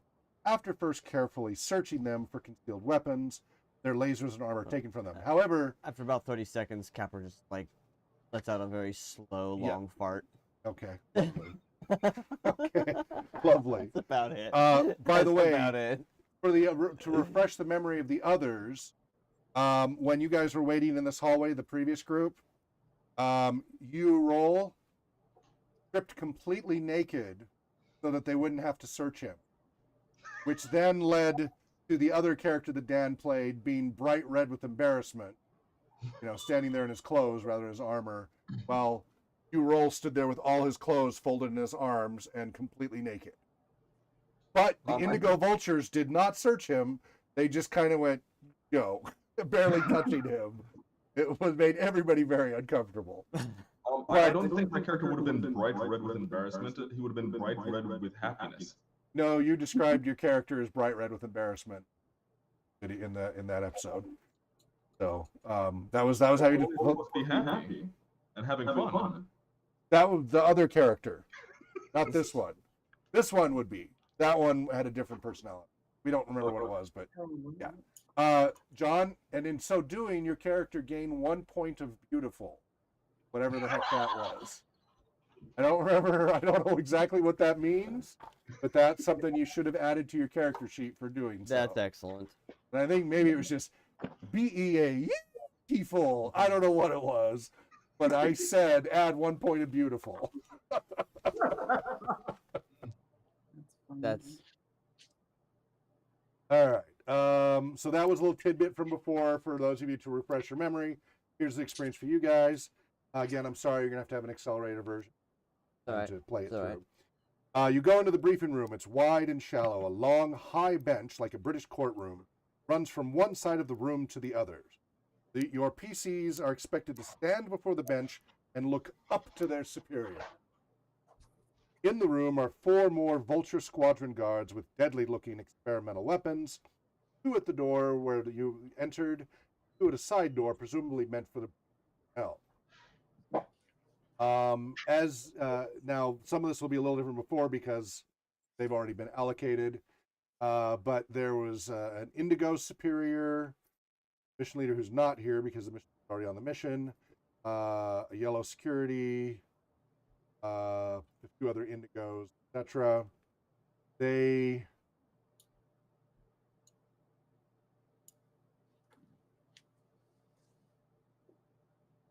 Is he frozen?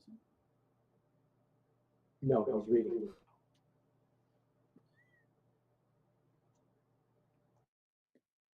You go through a process grilling you on your loyalty. What is your duty? Says Peter Indigo to Capper. power services.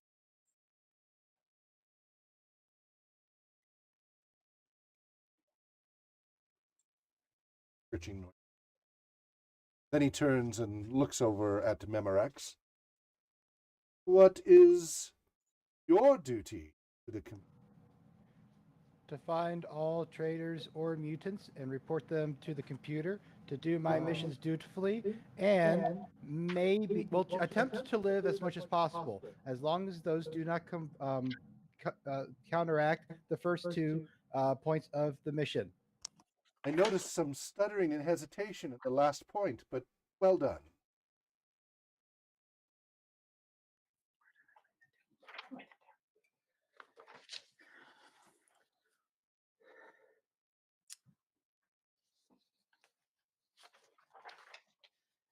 And pucker up, one. What is your duty to the computer? Do as the computer tells me to route out and destroy traitors, to fulfill mission objectives, and to protect the lives that the computer deems important. Excellent.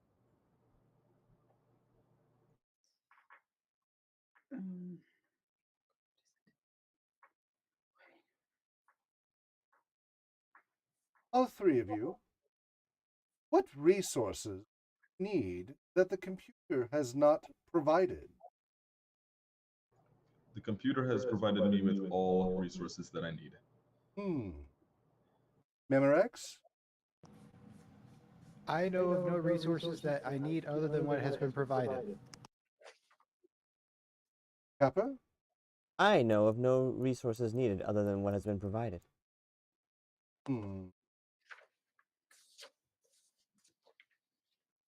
Well,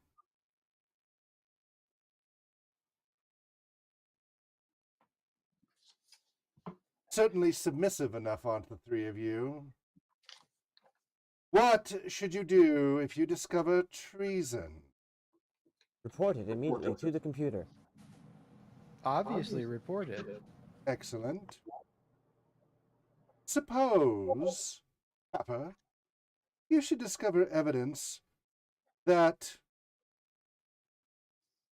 I'm a traitor. Report it immediately to the computer. How could you conceive of me in any way? I am Indigo. How could you ever even conceive of me being a traitor to the computer in any way? You scum! You have not even earned the right for this, and you dare question my loyalty? I do not.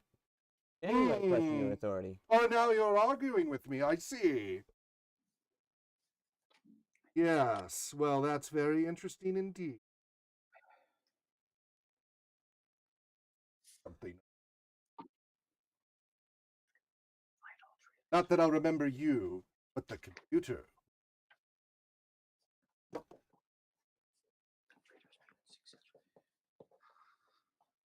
So this kind of harassment goes on for an interminable amount of time. And sometimes they end up repeating the same question, just in a different order, and with more and more boredom. And they seem to kind of forget that they've already asked you some questions. Because clearly they go through this over and over and over again.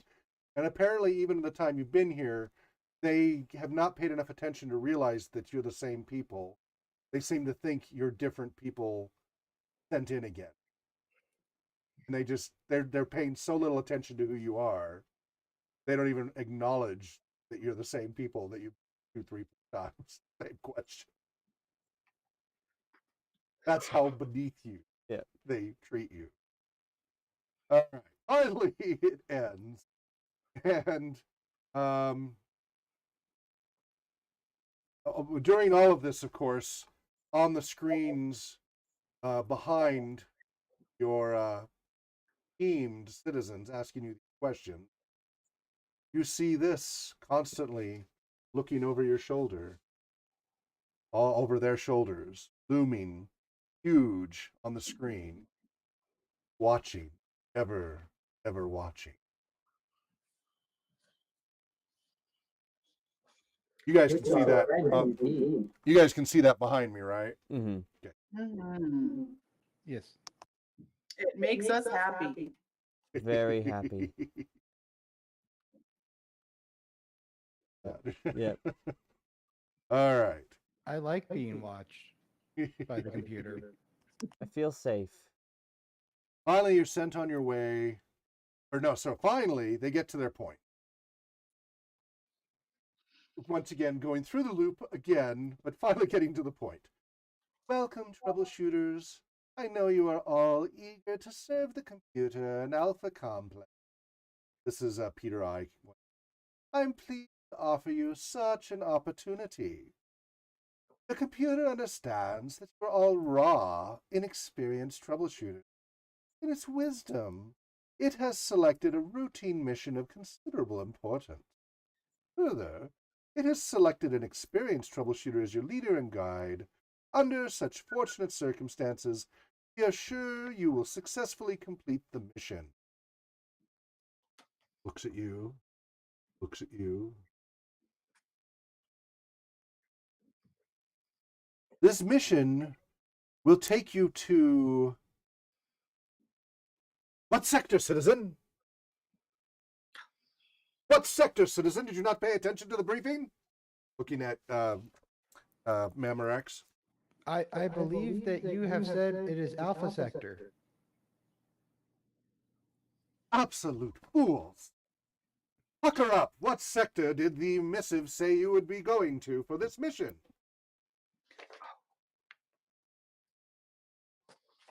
PDK.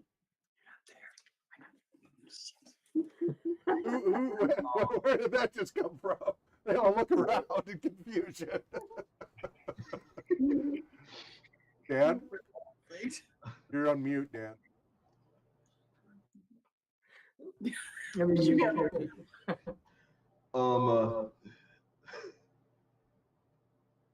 We are supposed to be going to the CBI sector. Yes. Yeah.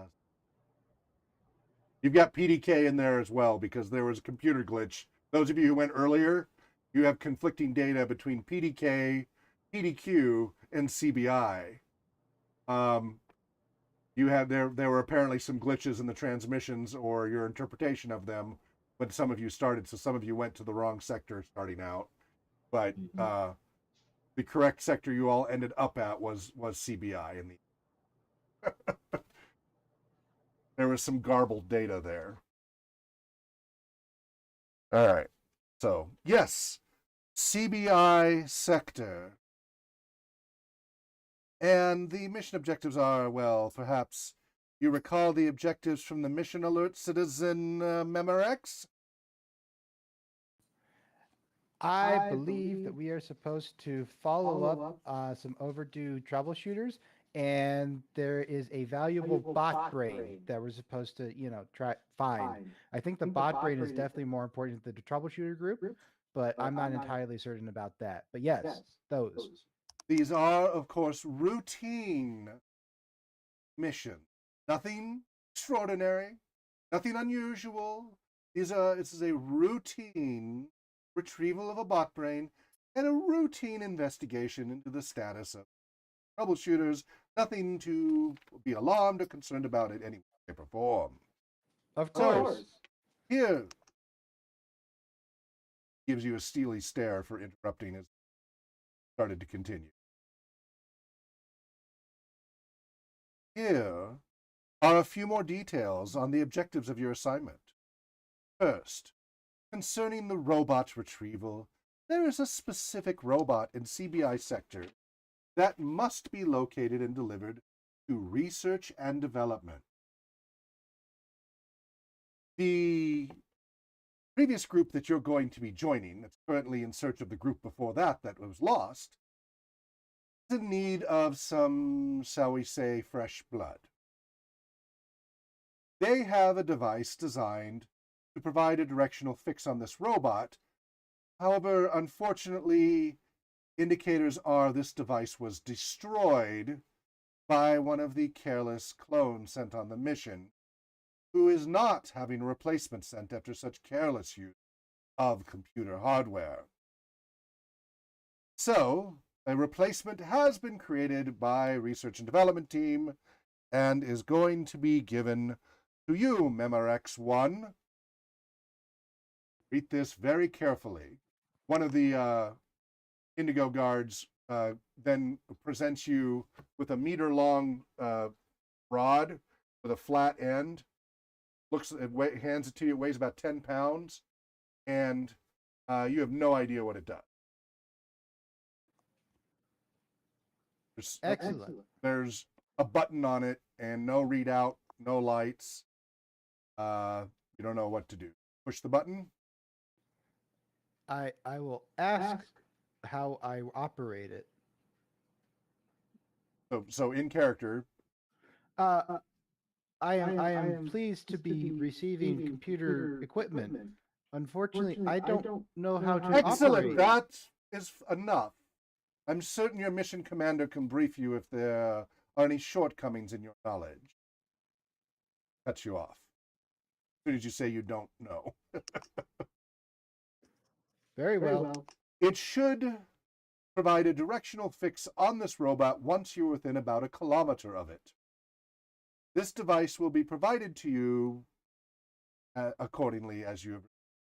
Second, there is some inventory unaccounted for after a previous mission to CBI sector.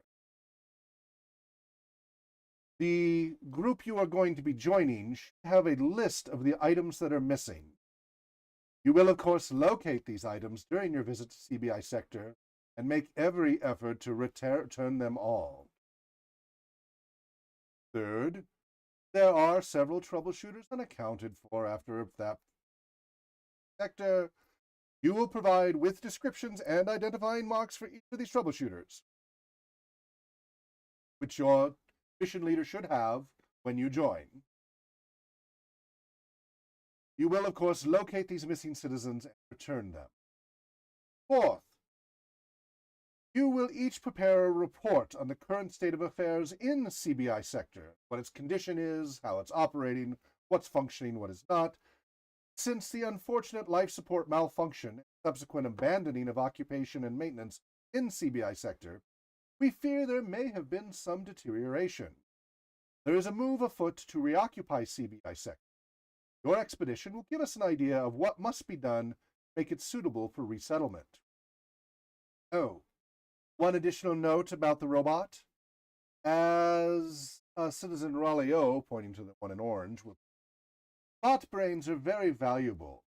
It would be very unfortunate if you were to damage the brain of the robot we are sending you to find.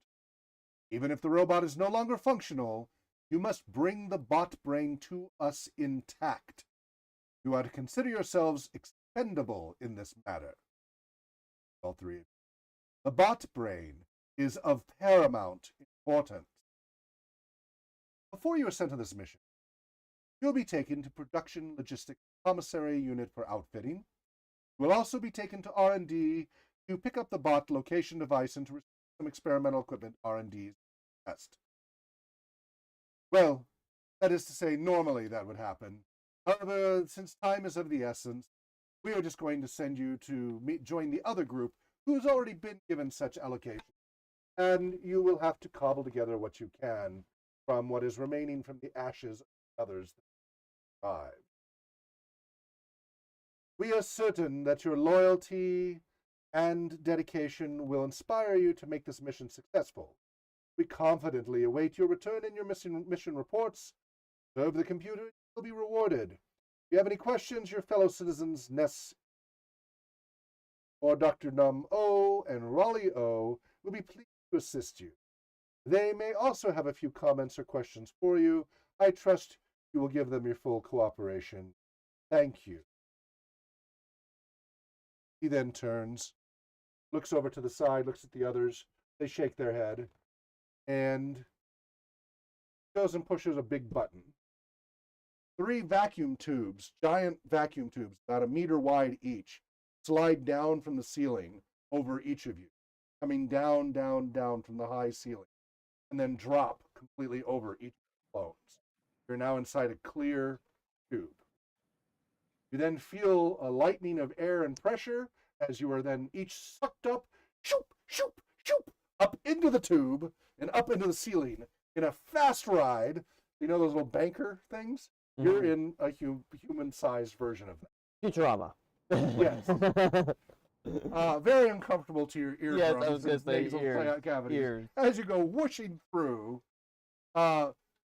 this relatively frictionless surface. Bouncing as it goes from corner to corner, turn to turn.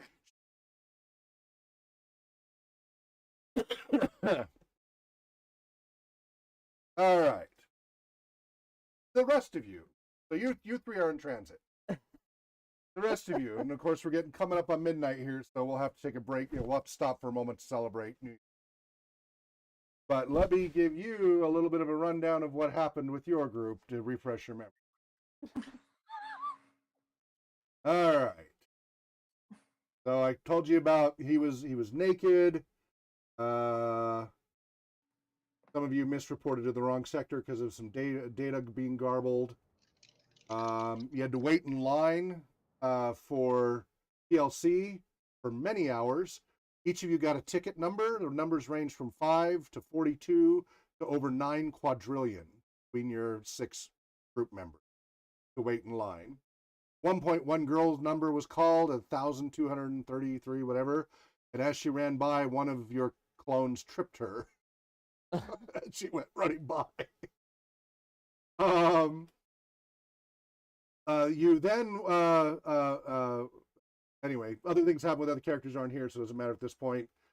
John, your character asked for a handheld cutting saw. You received a portable cutting saw, although it requires 3 people to carry it and a 4th person to operate. You then asked an equipment for a wagon, basically, that could hold 95 pounds, because that's how much the portable saw was, 95 pounds. So you requested a wagon that could hold 95 pounds to put your saw in, and then you lugged that around through the mission successfully. That's amazing. It has many, many, many gear reductions. That's why it's so heavy. It goes from gear to gear to gear to gear to gear to gear to gear to get to the saw. They were given different random equipment, slug throwers, laser rifles, etc. Dan's previous character asked for equipment beyond his security clearance. It was a robot brain transporter that violated his red clearance. So he got reason points for that. And then when he asked for a screwdriver, which was actually mission appropriate for what was expected to do, he was grilled for 10 minutes to verify that he could use a screwdriver correctly and would not violate any security operation. You were all witness to this process, those who know in this previous group. You then had a chance to get some 50 extra little credits to spend to prepare.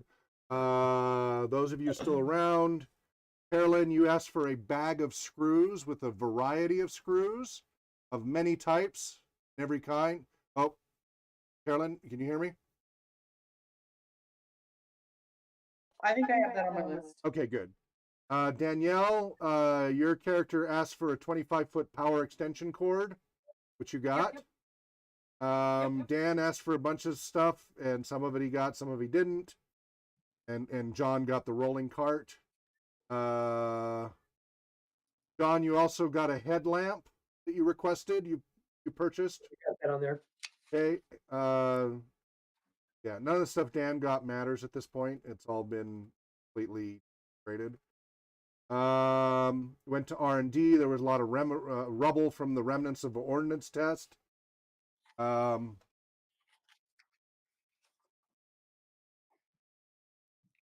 you tell me what the voice control does? Voice control, we're not there yet. Okay. There was a terrified R&D technician. Riley was given a remote control surveillance drone, lighter than air support system, moves at walking speed, not very maneuverable. It had verbal and joystick control, semi-smart, needs some training, was working fine in the lab. It required robotics skill. If you couldn't do that, then technical services, which are less ideal than robotics. That was the primary assigned owner. Let's go ahead and say that Retta was the secondary owner, so that in the absence of the primary owner, you can still do commands and take over. So Danielle, that's you. Carolyn, you were given the PDK R&D 2364, designer unknown, salvaged. It was a portable power drill / jackhammer. R&D did not want you to use it. They stated, don't try to use it now. Don't even touch it. Many times. Don't use it until you need it. They said very nervously to you multiple times. Danielle was tricked by a previous unit into asking for a lunar wang shaft, which then the PLC department broke. What's that? It's 11:59. I see that. Broke into laughter. So we'll do our countdown here.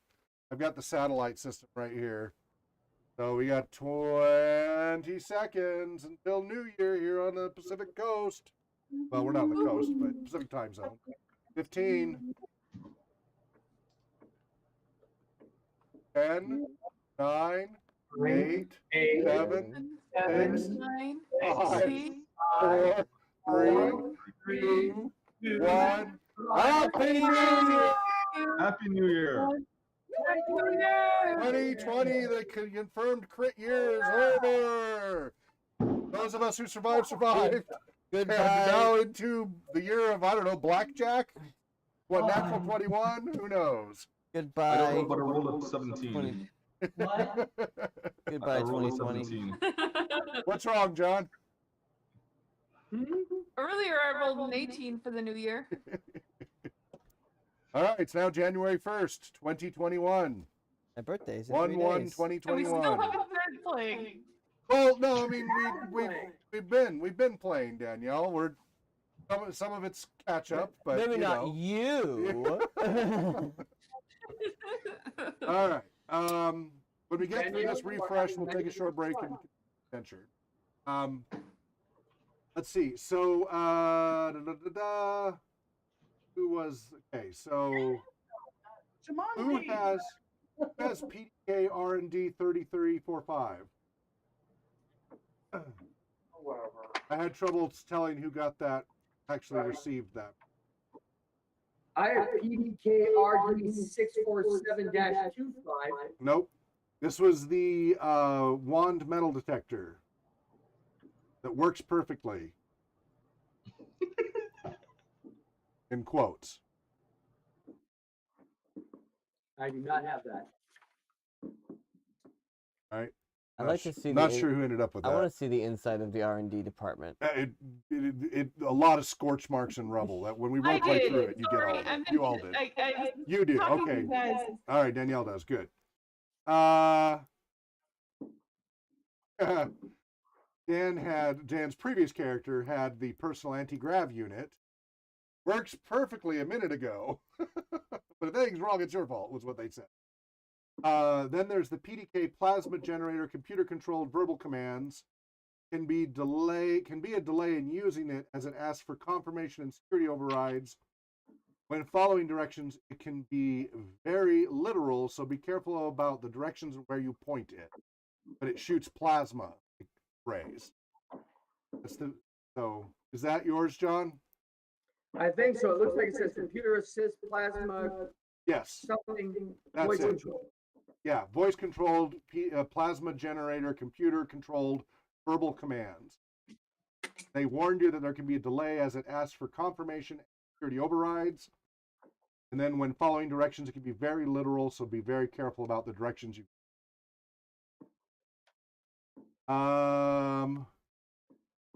So, and then Winch G, which is the team lead, so he's green level, is the NPC who has the detector to find the brain bot. Those of you who recall, Winch G was very cowardly and very rude to all of you. He would always send all of you ahead while he stayed way behind. So if there was a corridor, he'd wait at this end and have you walk all the way down the corridor and report back before he would walk down the corridor. You went into a room, he would wait at that door, back a little ways from the door while you searched the room and did your thing in the room and told you to come report back. You would say, no, come on in, it's fine. He's like, finish doing your job and report back. With 3 other infrared NPCs as well that were there to help like carry things. For example, to help with your hand saw. For sawing hands. Yeah. So eventually, all of you arrived. Those of you who last 2 years ago arrived outside of the BCI sector terminal, and there was a large, huge bay door that was closed. One of you had a code to open it.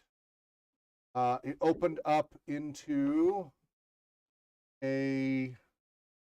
basically think of a subway, right? A big subway station. And there's a big open area. Inside there's escalators going down and up, and a track where auto cars run on. A loop comes through here. And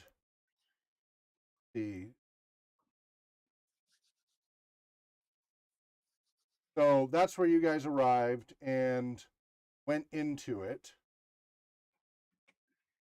While Winch G stayed just in, he came eventually inside, just inside the big doorway with the 3 infrared while he sent the rest of you to investigate.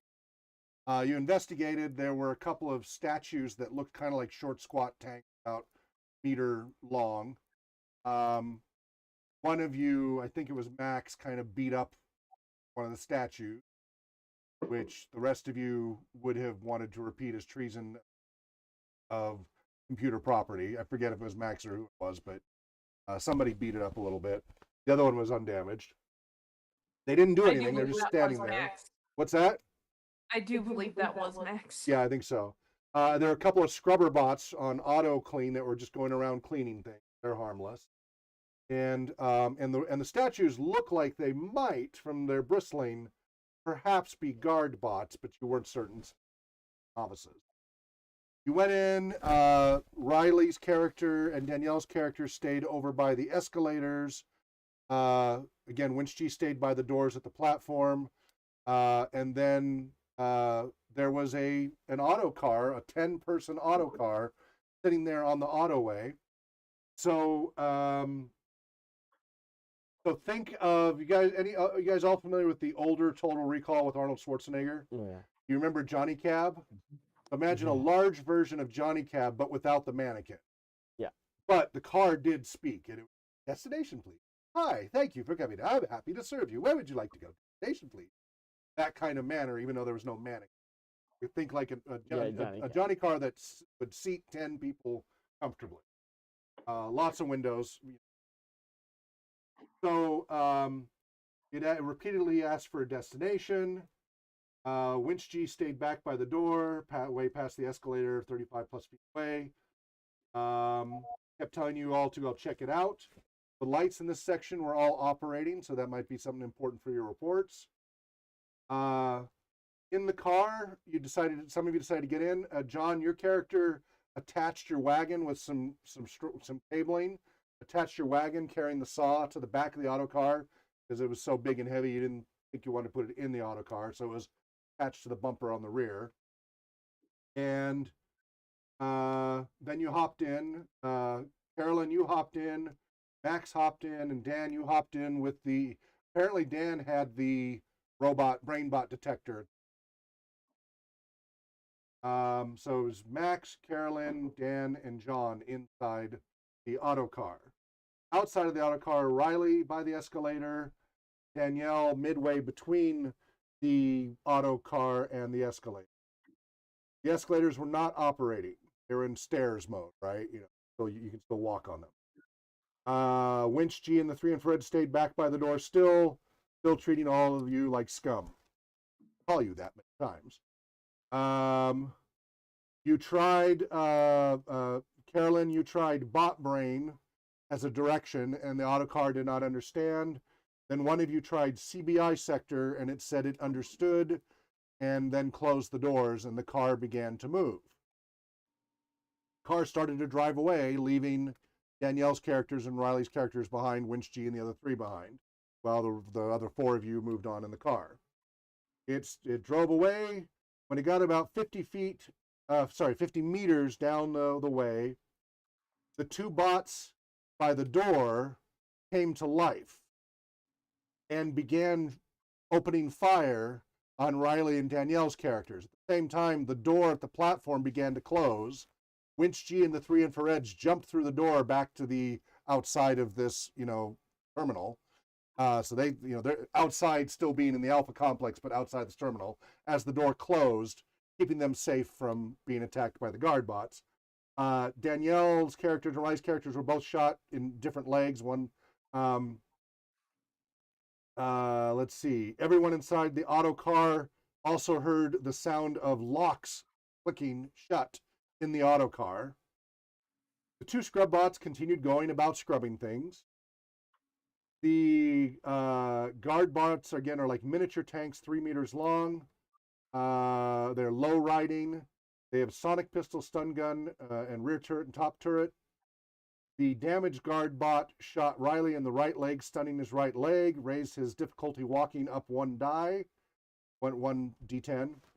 The undamaged bot shot Danielle in the left leg, so that's still stunned.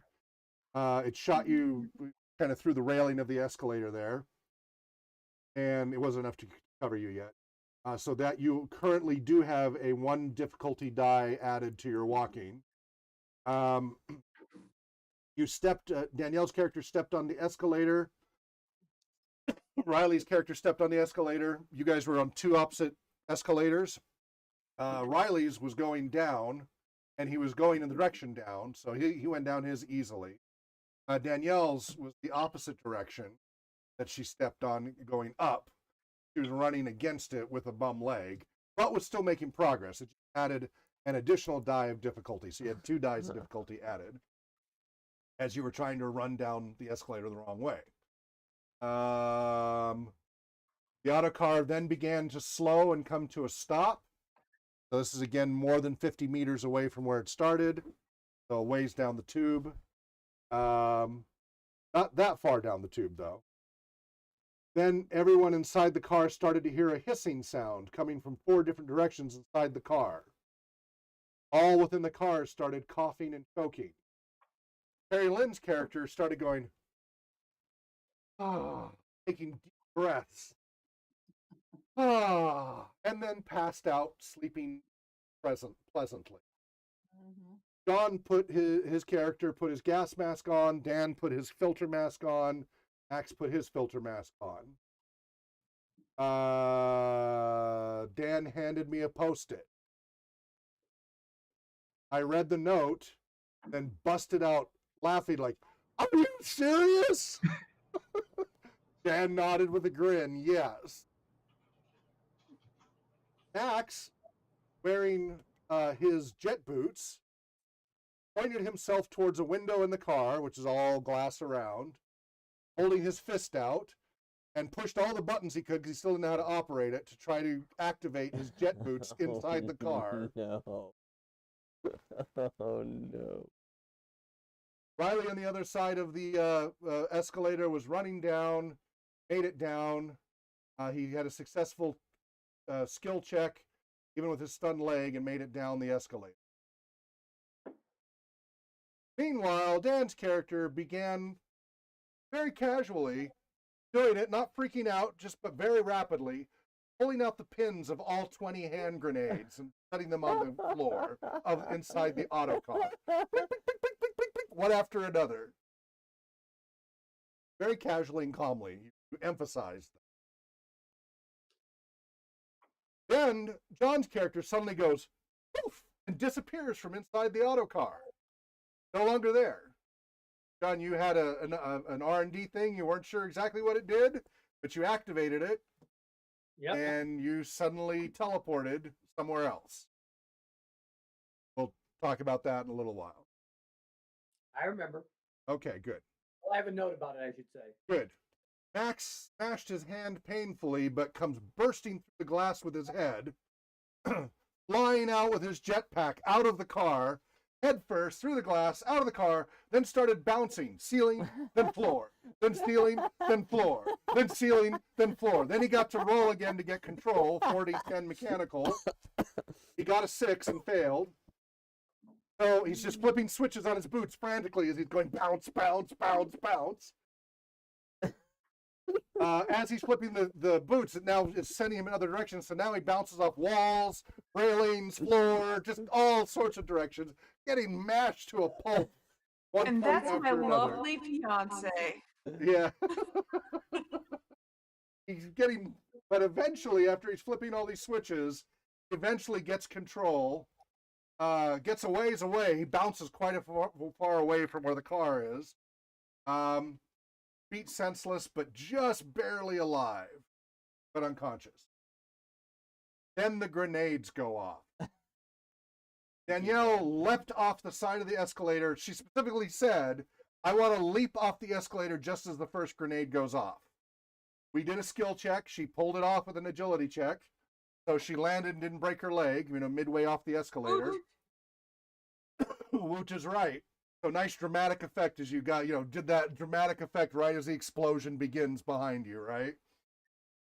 No leg broken, Ooh, girls never look at explosions. Yeah. Then kaboom! Kaboom! Kaboom! Kaboom! Kaboom! Kaboom! Kaboom! Kaboom! Kaboom! Kaboom! Kaboom! Kaboom! Kaboom! At about the 16th kaboom, Carolyn's replacement clone is delivered in a vacuum tube outside on the platform next to Winchgy and the 3 infrareds. Not knowing what's going on inside, but hearing through the door inside, kaboom! Kaboom! Through the door. As Winchgy and the infrareds back away from the door with each kaboom in terror at the sound. So, Carolyn, that's your character arriving to the kabooms still happening. Okay. One kaboom after that, 3 new clones arrive, dropped by the tube. Splat, splat, splat.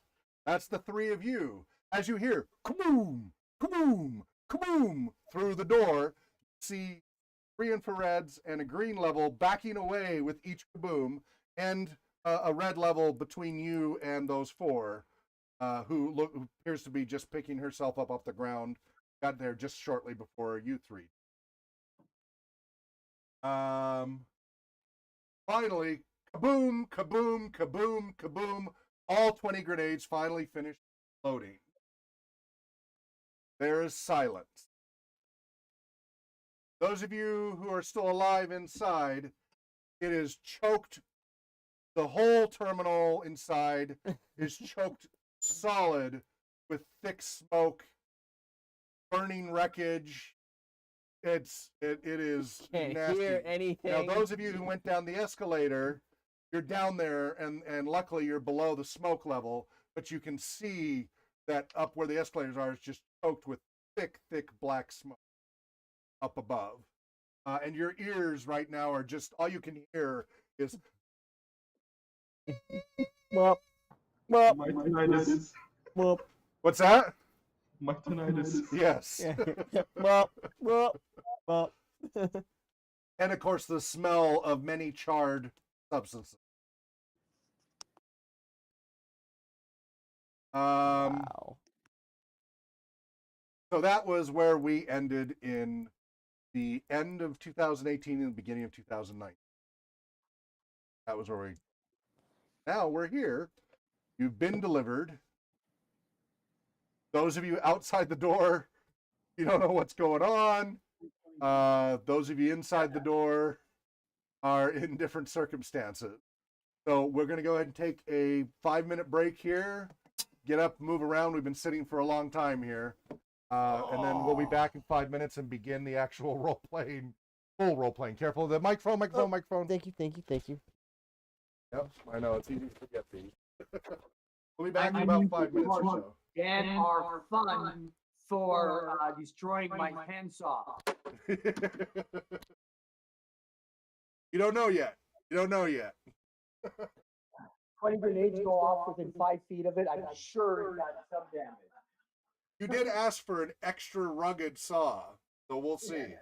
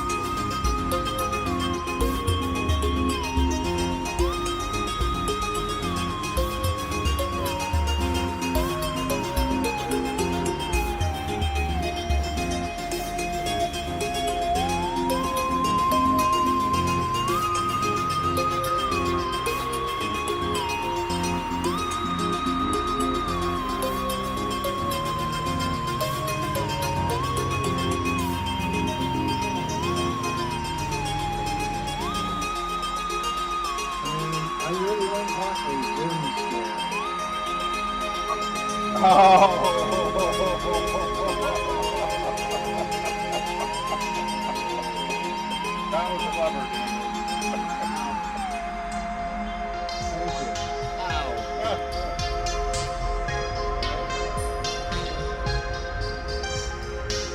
An oddly.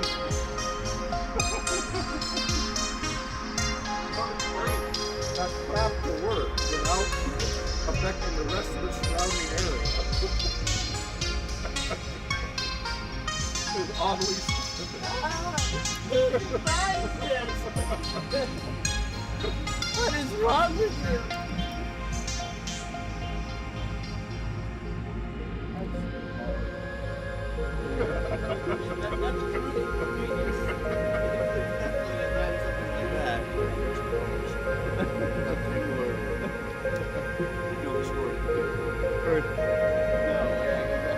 In the movie theater, they would watch the movie The Tingle, and he would randomly run electrical wires to random suits in the theater that he would describe. You'll start to feel a tingling sensation, and he would randomly zap people in the theater as the tingle would appear on the movie screen. That sounds like a lawsuit. 1950s. Yeah.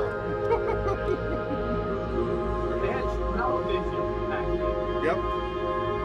And everybody knew there were hot seats, but they never knew which one would be because they change it all the time. That was part of the fun when people came to it. I like the smell of the ones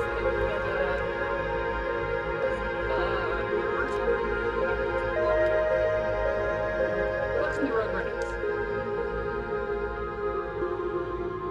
Oh, dirty diapers? Yeah. Oh. Tommy. No, it was just it was like an episode of Rugrats.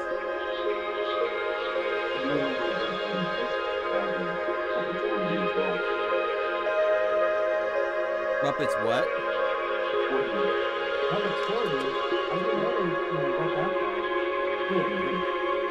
Well, much as I can't stand Disney, I love Muppets.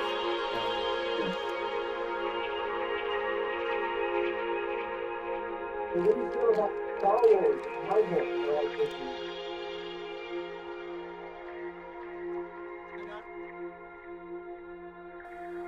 He can't hear you either. What was I that, was John? asking how you feel about the Disney owning Star Wars and Marvel now. I hate it. And, yeah.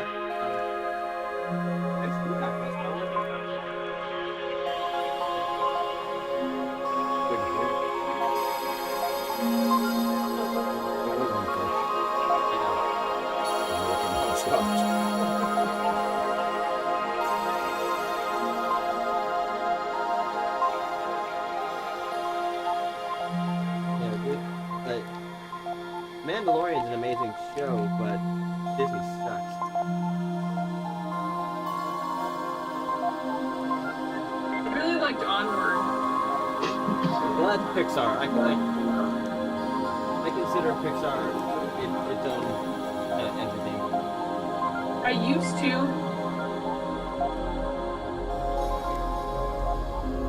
But since they started replacing people, it's now Disney.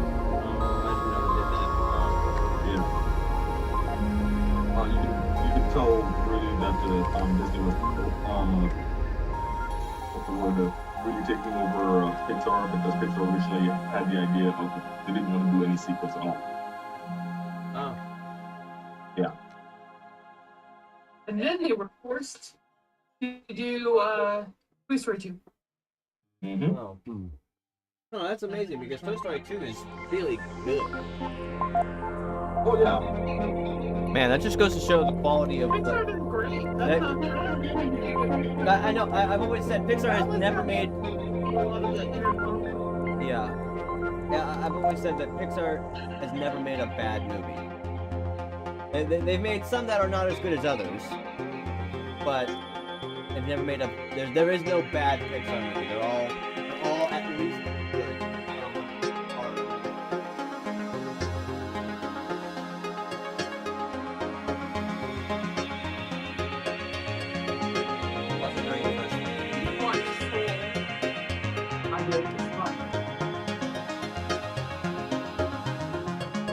One of them is good.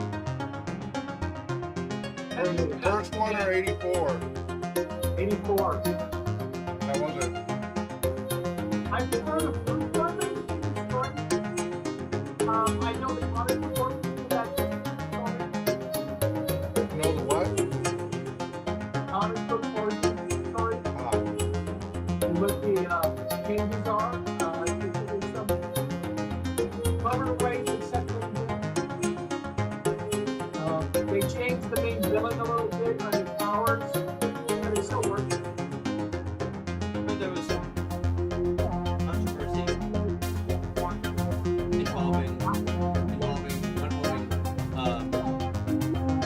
and what amounts to the spirit or soul of her lover or whatever first movie, basically possessing this other random guy and them having sex, and there's some very serious questions of consent involved.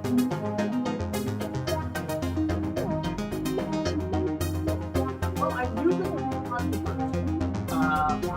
I had intentionally not read any of those articles. Okay. Just because I knew the controversy was, I knew everything else about the show too. And I was going to go for any spoilers. But I can see why some people might say, that's a violation. Just like they would say a local violation. Someone on YouTube pointed out if the roles were somewhat reversed, if it wasn't Wonder Woman and her, the male interest, if this had been Superman and like Lois Lane possessing some random woman, yeah, they pointed out that would have been really red flag, really bad. Yeah. I wish I could do that. like Whoopi Goldberg controlled by a ghost.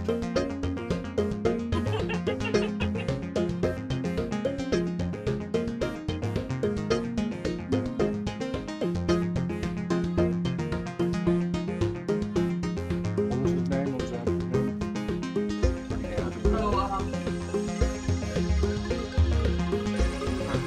Not the crazy, yeah. Possessing Whoopi Goldberg.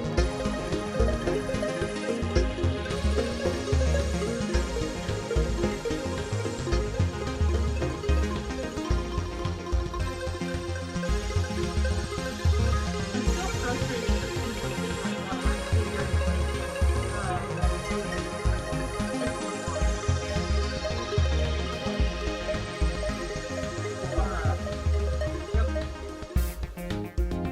figure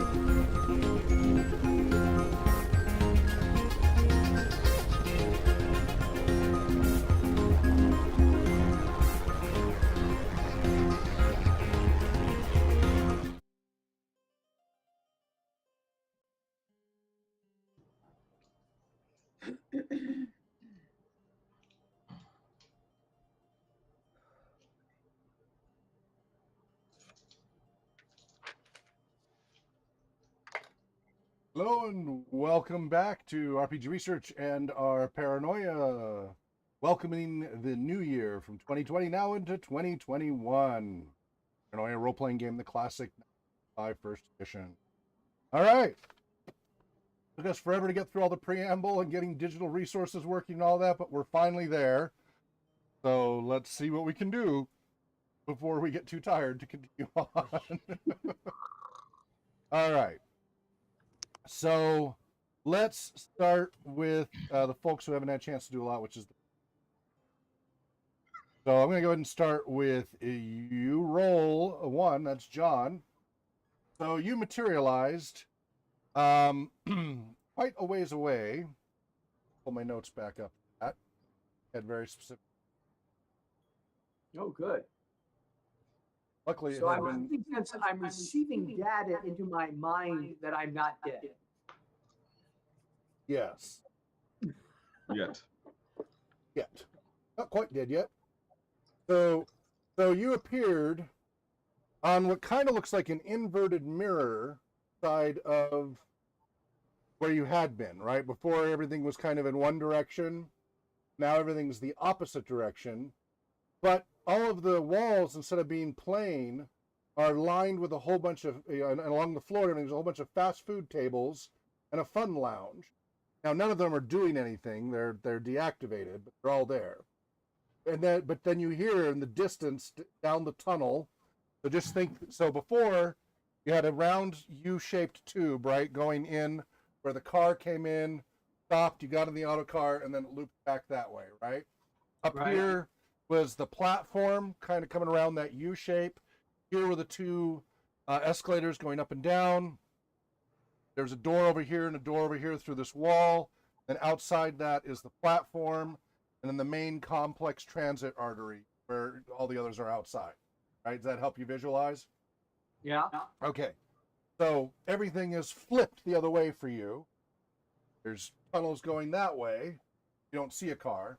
But from the left tunnel, you hear boom, boom, boom, boom. You can faintly see little flashes of light down that left tunnel. When you left, it would have been in your right tunnel from the other side. So give you some So my orientation. assumption is I am now on the opposite end of the same tunnel That's what you're perceiving. in a fast food court with a fun what? With also a fun lounge, an information and fun lounge. Fun lounge. Think like an arcade and. Sure, with VR simulations and suits and stuff. Yeah. Again, all deactivated currently, but that's all there. So that's where you're at. Danielle, you're sorry. Retta, you're sprawled on the ground at the under the arch of the escalator that you ran down in reverse. And Would I be sprawled out? you landed without breaking a leg. You didn't hurt yourself, so that was really good. Okay. You're not hurt by the landing, but you needed to spread the energy out, or you. It was a pretty big jump. It was pretty epic, from how high up on the escalator you. So it's going to take you a little bit to recover from that. Across from you, some 5 meters, is Riley's character, laying there on the ground, sprawled and groaning. And because he went down the other, jumped off the other escalator, going the opposite way. His was going down, and he jumped as well. Did not succeed in his role. But both of you were safe from the explosions and shrapnel and everything careening off up around up.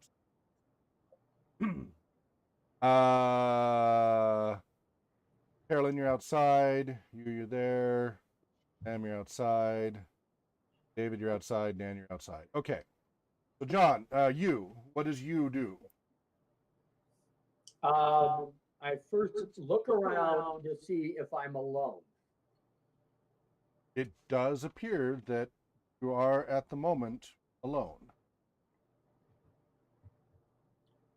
Then I set towards the sound of the explosions to retrieve my saw. All right, so you start walking down the tunnel in the direction of the explosions. They finish off. Well, more of a jog. Okay, so jogging. All right. So you're heading that way. Okay. How about you, Retta? Retta goes, "Are you okay over there?" Riley. He just groans. So I go over and try and give aid. Okay. Character sheet. Wait. I don't need to worry about Dan's preview. Hey, he was the bomb. He was. They set us up the bomb. All your base are belong to us. Yes. What you say? He will be missed.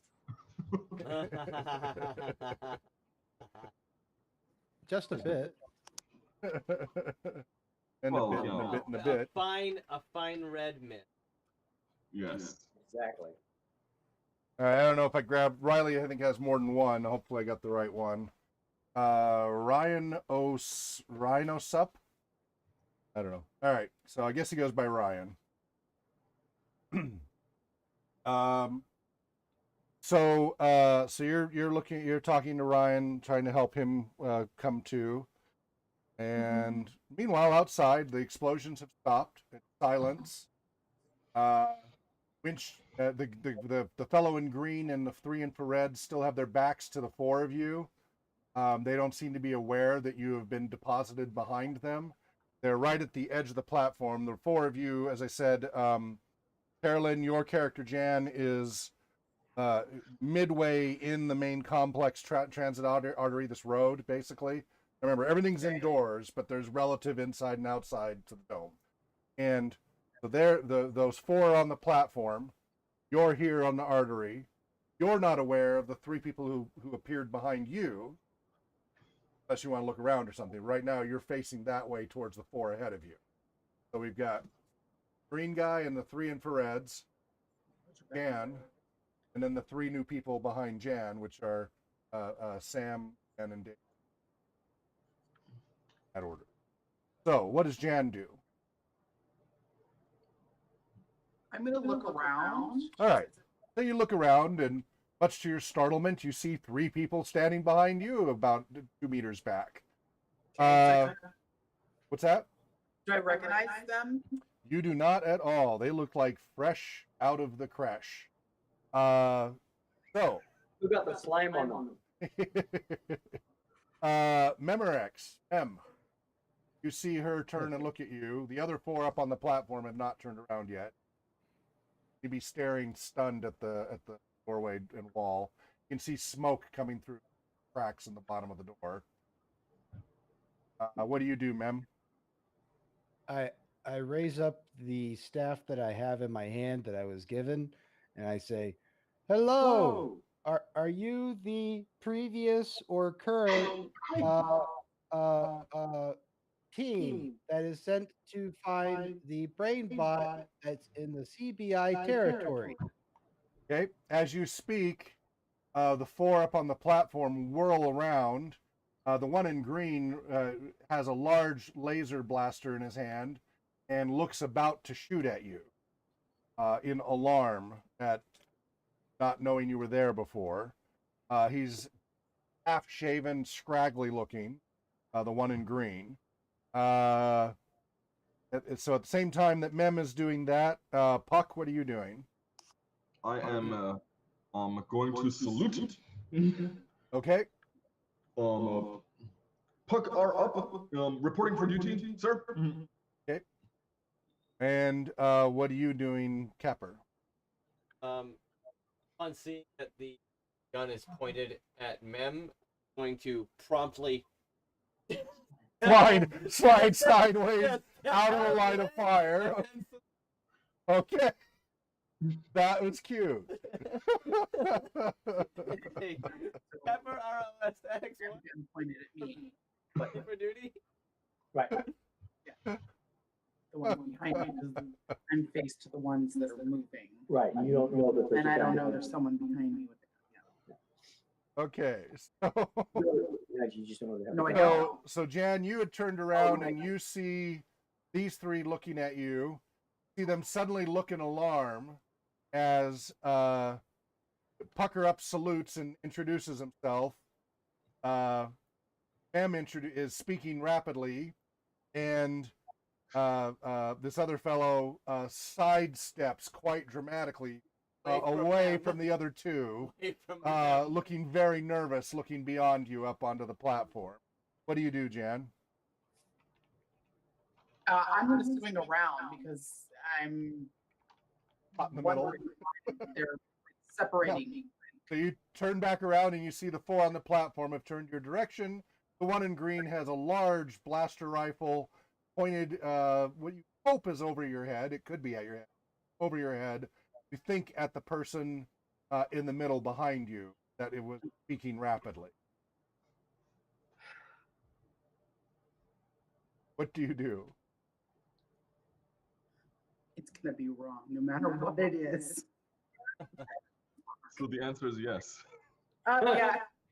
Yeah. Just do it. Just, yeah. I'm gonna sideswipe to. Is there like a building or wall? This is a large open area. The nearest wall is either towards.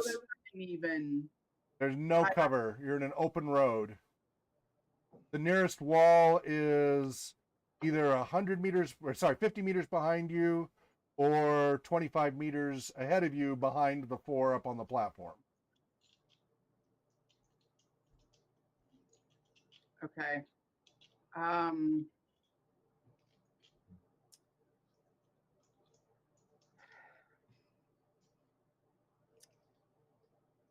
gonna drop to the ground. Great. You drop to the ground.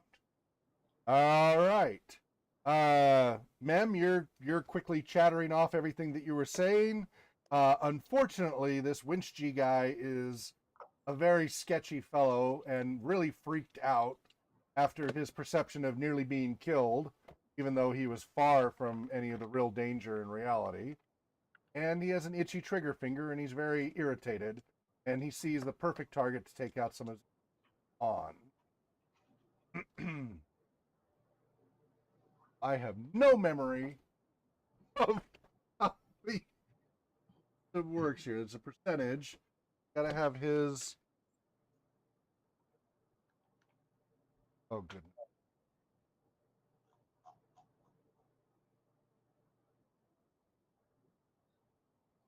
I'm not sure. There he is. All right, that I can interpret. Good, that's easy. All right, modify it. Laser blast whizzes right over your head. You feel the heat of it, like make your scalp tingle as the shot goes over your head, and then hits the wall 50 meters behind you with a loud explosion, and a little bit of rocks and pebbles rain on your backs. The tingling lets you know it works. So he quickly shoots out. Who are you? What are you doing? It seems you have accidentally discharged your blaster, but I am Accident here. nothing. What? Accident nothing. Out of a warning shot. Oh, well, thank you for the warning shot, because I am sent here by computer with this BrainBot locator device that I am supposed to assist with a team on their mission. Right. Are you said team? I'm Winch. GSO2. I'm the Are team you- lead here. Oh, you're the fresh meat, huh? Yes. Good. Get up to that door there and open that door. Okay. All three of you, get up there. I'm gonna stand up. Oh, you too. Go ahead, get up there and open that door. He then walks further away from the door eases himself down the platform, continues to walk across the road all the way to the opposite wall as far as possible from the door. The three infrareds stand there, not sure what to do, very puzzled. As he passes by, Yes? can I'll call out again and ask him, do you know how to operate this device? I was given it, but not given directions. Yeah, give it to me. Excellent, sir. There you are. Okay, he takes it, sticks it through his belt, continues walking to the far wall. Get up on that platform and open that door. Yes, sir. Thank you. Thank you, sir. Okay. What do you do, Capper? Okay. So tell me what your Yes, character does. That's not so- a sufficient So, response. so Capper will make his way up door. Okay. So you're examining the door. Puck? I'm going up to the door. How does the door seem to open? There is a keypad on the wall. Okay. Looks like it's meant to I'm enter a going code. to keypad and see if I know how to open it from the It keypad. appears to want some sort of passcode. Okay. Which, I'm which gonna- by the way, meta discussion here. Your previous character was the only one who knew that passcode. Okay. Okay, I'm going to start. I'm gonna press 0001 Okay. 0002. Okay. So you're doing that. Mem, what are you doing? I am watching my friend work on the keypad to the door. And Jan, what are you doing? Is there any other entryway into this area? There is the road going off to the what is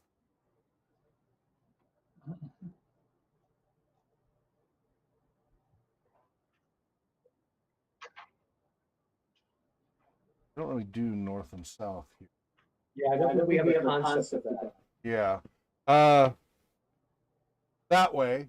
There's a road going that way.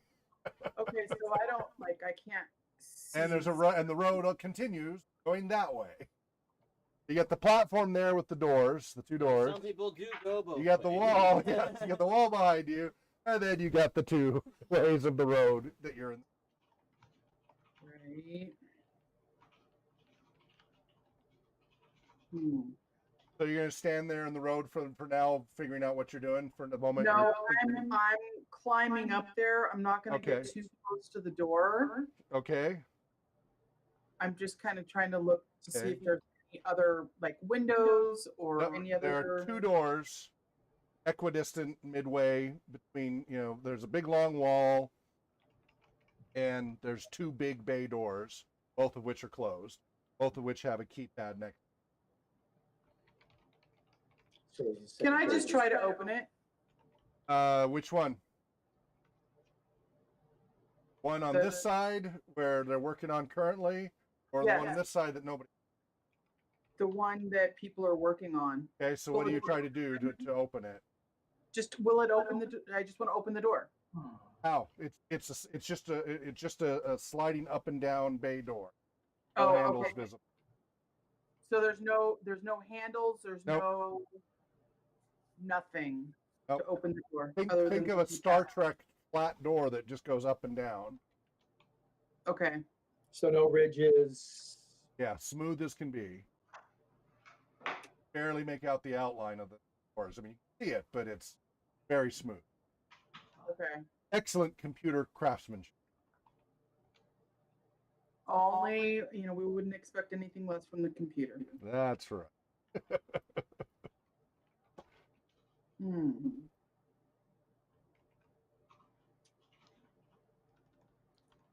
So, from across the way, back by that opposite wall while you guys are fiddling with everything, you hear yelling, Winch G yelling at you. Now listen up, you jerks! Listen up good! Now that you new ones here, I gotta repeat my same speech I told the others. I've been around a long time. I ain't gonna let no wet behind the ears jerks get me killed. I'll drill the first one of you that steps out of line. This is echoing from a distance. Okay. I'm in charge here. Follow orders or I'll roast you. Something happens to me and it don't kill me, but you cut and run without rescuing me, you can be sure I'll survive and I'll come looking for you. Not one of you here is smart or fast enough to double cross me, so don't try it.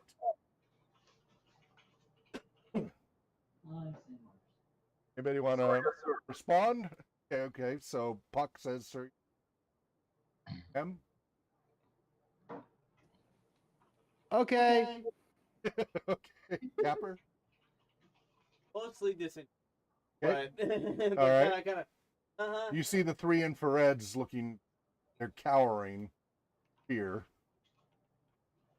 Okay, Do you know the passcode? who do you say that to? The guy who was screaming at me. Shouting at Winch G? Yeah. One of the other Reds knew the passcode that he went in there somewhere inside. Pepper just up and knocks. Okay. Boom, boom, boom, boom. It echoed. Danielle, you're inside. Down below, you've helped Ryan stand up. And you hear faintly up above the booming of someone knocking on one of the doors, it sounds like. Is the escalator still working?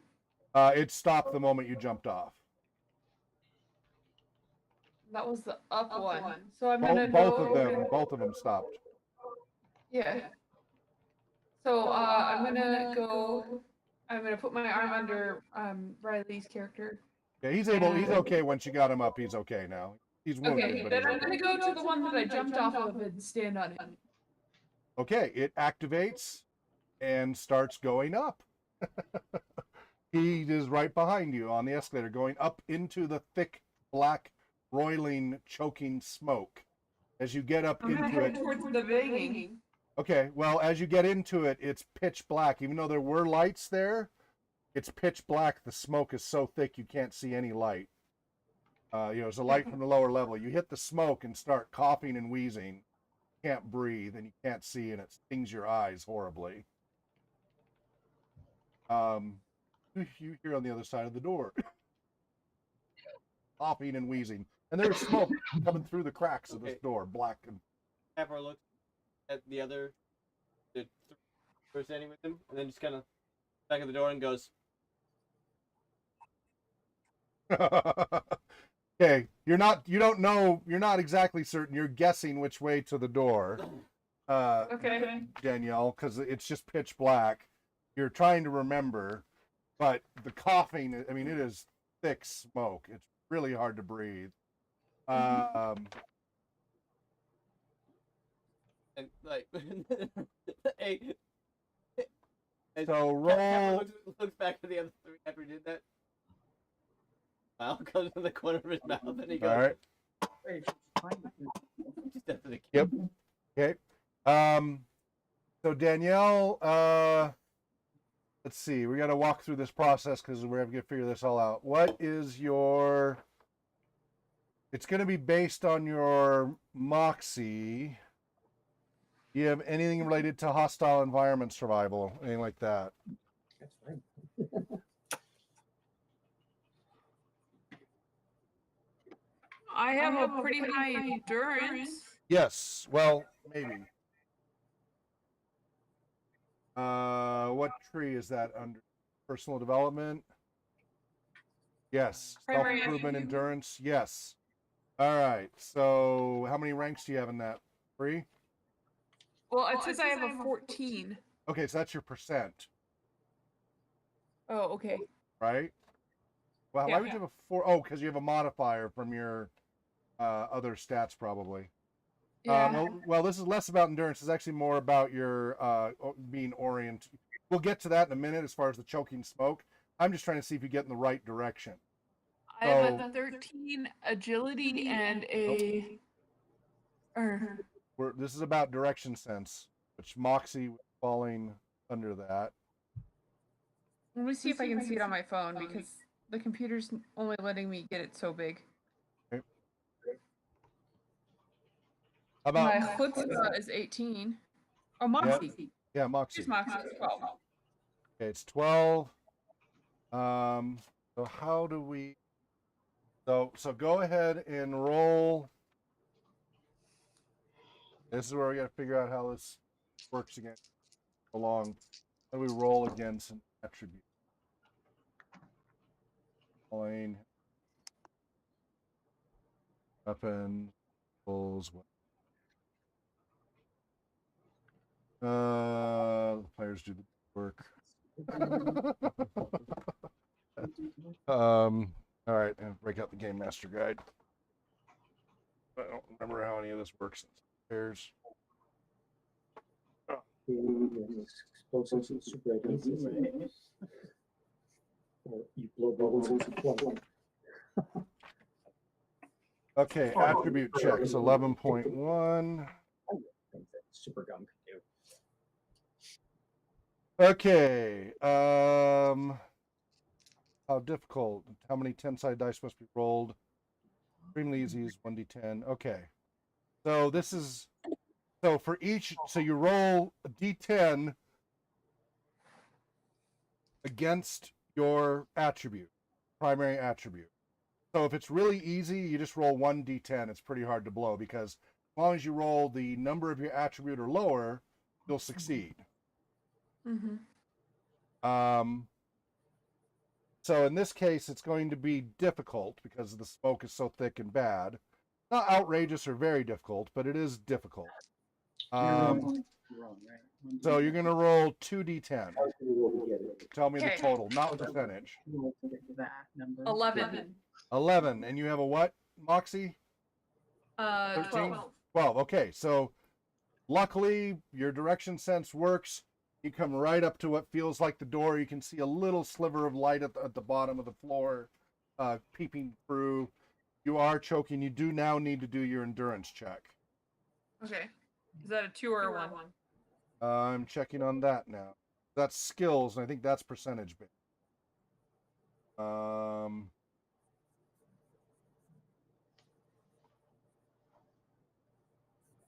Self-improvement, survival.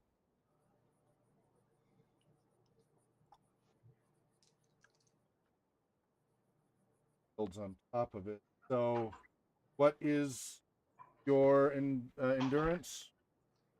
My endurance is 14.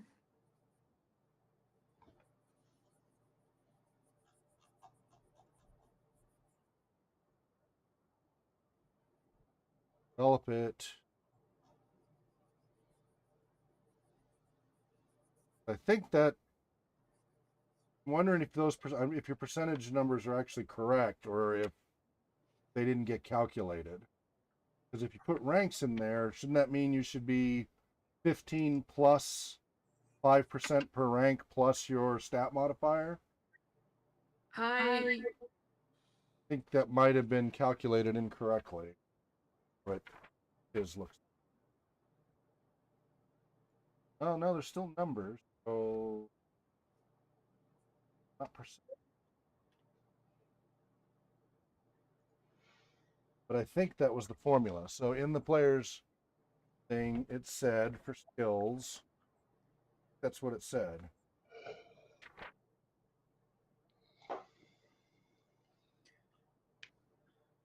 Using skills. Yeah, okay. So if you have one skill point in a category, it's a base 20% chance. For example, one skill point on basics, we have 20% chance of using the category. Yeah, so you have a 3 in survival, or sorry, in endurance, or 14. It doesn't make sense. Endurance is an attribute that Well, there's a primary. Well, there's the No, primary. endurance. attribute. It's both. Oh, are you telling me the attribute or the skill? Attribute? I don't have the skills. Oh, okay. You're telling me the attribute. I'm sorry. Yeah, There yeah. is a skill under personal development, self-improvement, endurance. I asked you if you had any skills, and you told me endurance. That's why I thought you were talking about Okay, that. Okay. no, I So don't. endurance attribute is 13. So it's just like before. However, this is going to be very difficult. Not pass out from being choked. So I have So 3. that's going to be 3d10. Danielle, you got a big echo. Get Uh, add them together. yeah, that's what I'm working on. It's getting harder because it's late. 14. Yep. Okay. So you get to the door, kind of splat against it, and you pass out and fall to the ground unconscious, coughing and Even though I choking met my thing? right at the door. What's that? Even though I met the number? I thought you said you had 13. You have a 14. Oh, I'm sorry. Okay. So you fall gasping to the ground and get down to where you can just breathe out of the crack at the bottom of the door, keep from passing out. You hear down at the bottom of the door a little. No, can I hear this? Yeah, all of you who are up on the platform can hear this breathing sound and coughing sound under the crack in the bottom of the door. Hey, open the door. So Danielle, you hear Ryan collapse on the ground somewhere back in the darkness, but you hear through the door very muffled, open the door! I try and push up on the bottom of the door. Just put my fingers underneath the thing and see if I Okay, can't. unfortunately the crack is way too small to get your fingers under it. You do vaguely recall seeing when you walked in, 2 big buttons that were on the inner side of the door. One was red, one was green.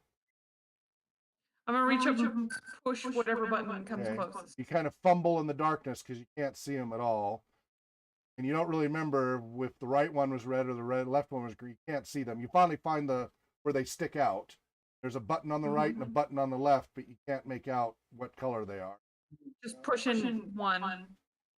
So you push the left one or the right one? Left. All right, you push the left one. And you all hear hear the door go, and the little crack of air seals shut. A little bit of light goes away. I press the other one. Roll another endurance check.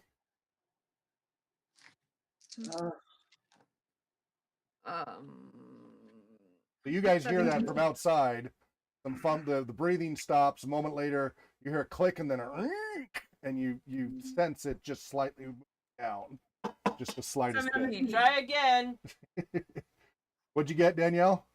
17. Okay, so this time you fall to the ground, collapsing unconscious at the bottom of the ground, wheezing and coughing. Gotta get low. Oh, damn. All right. So that's really bad with all that smoke. You don't hear any response on the side other than a couple of last gas coughs and blood. Silence. John, I think someone's in. you're running down that corridor. Smoke gas is billowing towards you.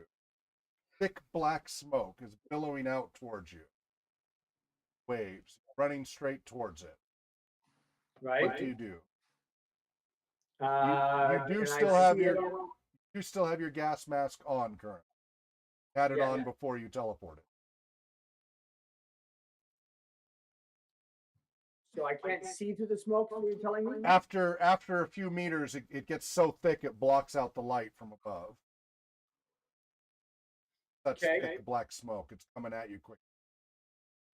I back out of the smoke, and I pull out my comm unit. Yeah, you'll have to run because it's coming, it's billowing thick. You're gonna run back to the food court?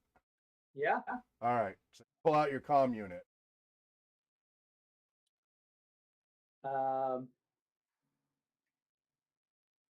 This is URO 1. You hear echoing down the corridor. This is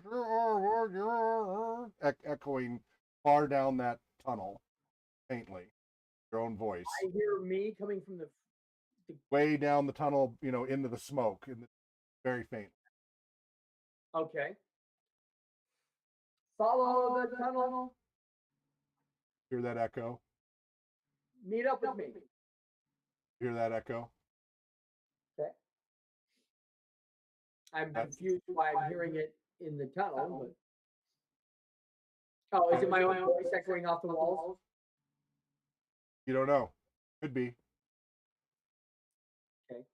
Well, I'm waiting for a response on my comm unit from somebody who's alive. Right.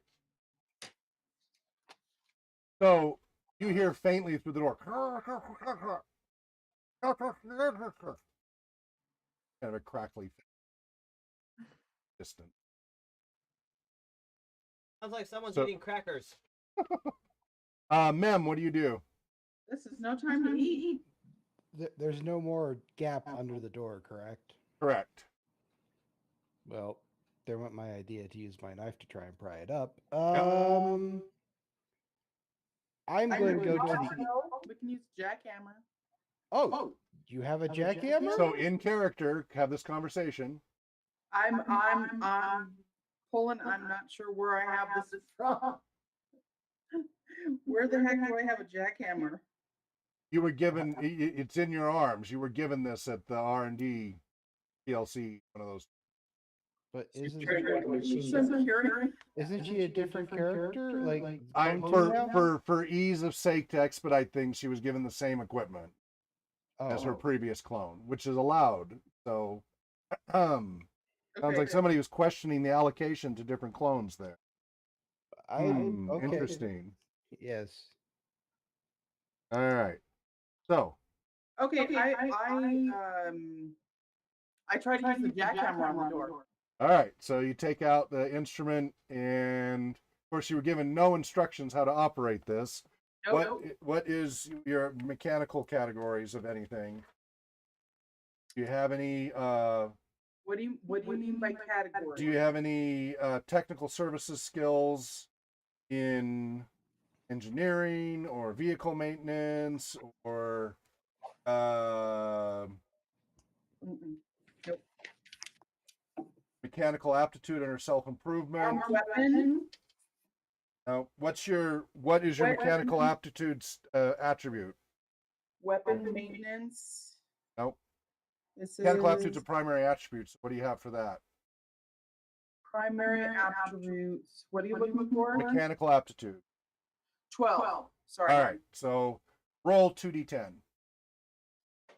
Fairly easy. Caption's not as complicated as some of the others you guys were given.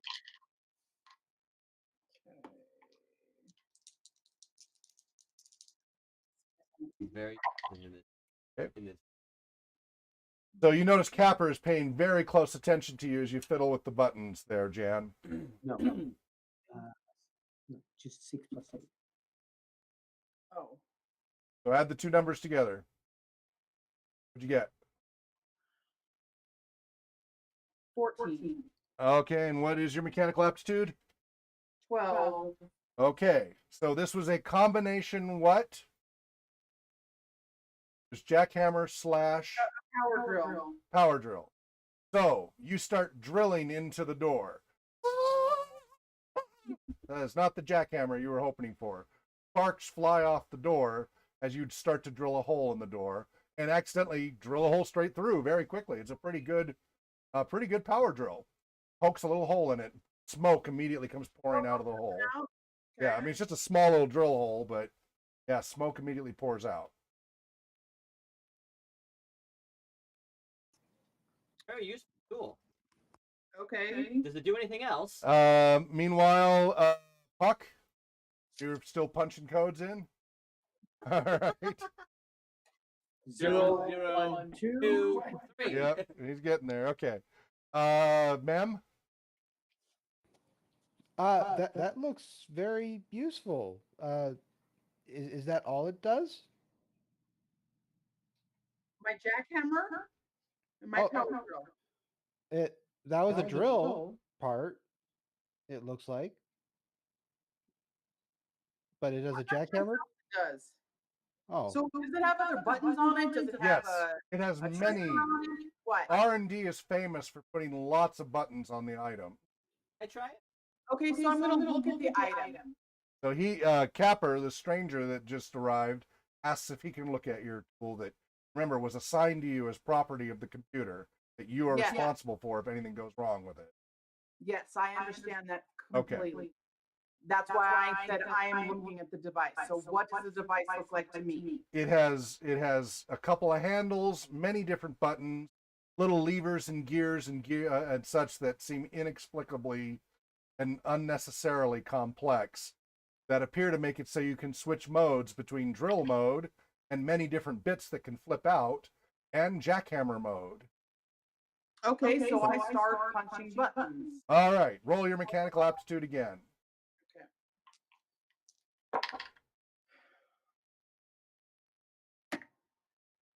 Zero double zero. What'd you get? Zero double zero. So she's So got you got a 20. All right. So at that point, you accidentally activate both the drill and the jackhammer simultaneously. It leaps out of your hands and falls to the ground and bounces all over the ground. And is jumping and bouncing all over on the platform. The three infrareds scream and leap off the platform and hide beneath it. What do you do? I take a couple steps back. Okay. And Puck, it's down, bouncing around dangerously close to your legs.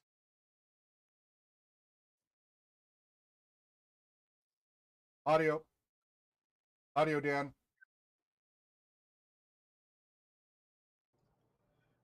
0073. You just keep going. 0074. Okay. 0075. All right. Let's see how lucky you are. Your luck holds for the moment as it narrowly bounces between your legs, up to close to your nether regions within inches, hits the ground and ricochets off in another direction. Did make you roll your hang on. Roll your macho. Let's say your macho bonus. What's it going to be? I need something. What was it that was for attention? That was Moxie, right? Yeah. Roll your Moxie, because that Okay, came fine. really close to being very painful.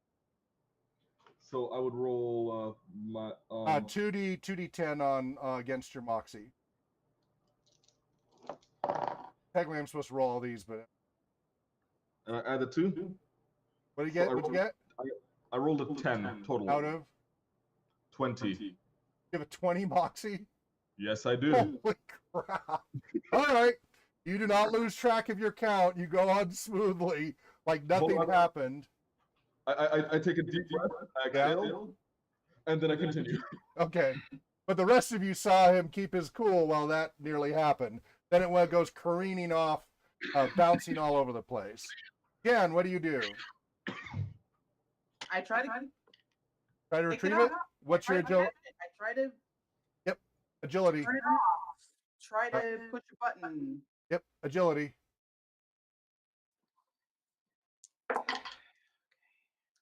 Seven. What?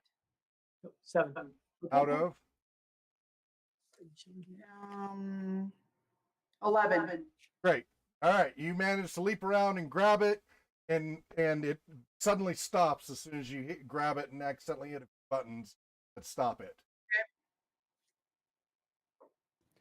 I try some different buttons. Okay. You try some Mem- buttons. So roll your mechanical aptitude. Mem steps to the other doorway. And All right. He's going to start working on the keypad. But Okay. he's going to be going the opposite direction of the way that... 9999. Yes. Okay. All right. I What'd rolled you get? 10 out of. 12. All right. This time, the jackhammer activates without the drill bits and all of that. So you're holding it. It's going. Da, da, da, da, da, da, da, da. What do you do now? It's in the I air put right it on the now. floor. All right. You go over and where do you put the jackhammer? I'm gonna put it on the bottom where the crack should be. Okay. It immediately starts to break up the cement that's right there, the floor part. The door is metal. doesn't seem to do much other than make loud banging noise for itself. But the cement that it was going against immediately crumbles the force of the jackhammer. Okay, Quickly so breaking. do hard floor. Okay, so that you crumble that away, smoke can pour out through the cracks as you make a deeper and deeper hole. How deep do you want to jackhammer that hole, and how wide? I want a lot of smoke to be able to come out. I want someone to be able to either climb in. So tell me in metric system how big a hole you want by width and depth.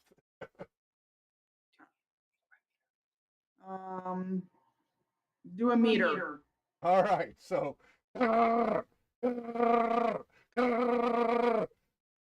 gouging great chunks of cement out of this property, ripping up the cement, huge chunks of it flying left and right, more smoke billowing out, but eventually you get a meter deep hole around the base of that door. Okay. Mem, what do you do? You're still punching in codes? Of course. Okay, Puck?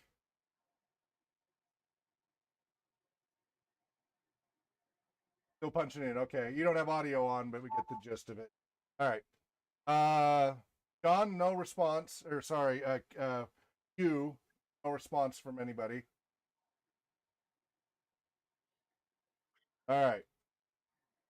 There was 2 tunnels, right? Yes. The other tunnel doesn't have smoke coming out of it. You don't know. You haven't gone to investigate.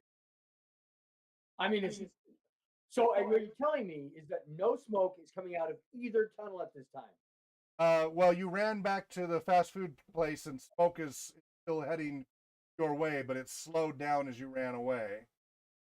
Still heading your way, but it's slower and slower the farther away. I run down the other tunnel. All right, you run down the other tunnel. You run for a while, and as you're running, you start to see smoke up ahead. It's not coming at you fast, but you will be running into dark smoke. I uselessly turn on my headlamp. All right, you turn on your headlamp. It gives you a little bit of light that you can see beaming through the black smoke. It actually gives you just enough that you can see your feet on the ground in front of you, but that's about it. But that's better than pitch black. And as far as keeping my directions, I have hostile environments 1. Okay. And 2 survival. Okay, so that's ranks there. So that's where you calculate the skills. So remember, 1 means you got a 20% chance of success. A 2 would mean you'd have a 25% chance of that specific success for that survival task skill. Okay. I'm assuming I don't have to figure out what direction I'm going right now. Not at this.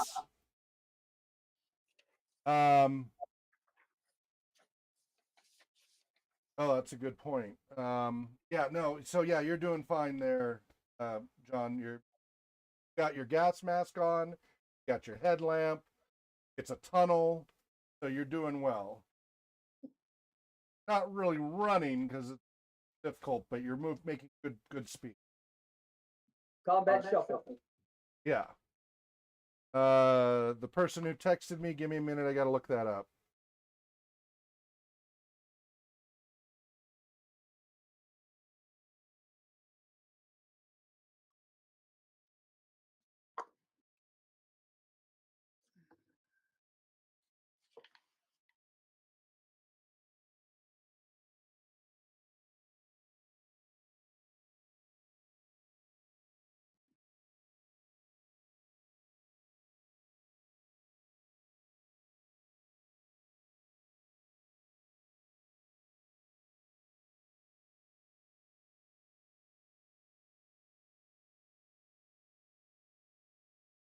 Everybody's hitting me at once with secrets.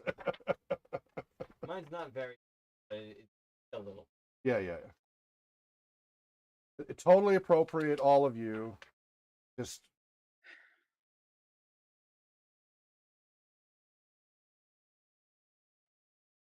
I have no secrets. okay.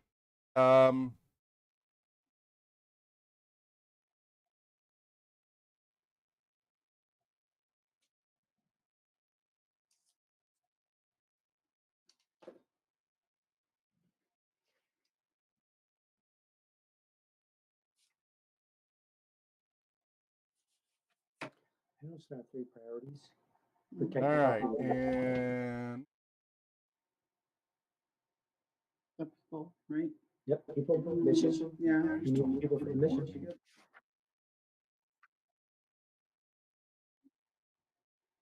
Protect the library. Computer deemed important. all right. So you're making good progress, and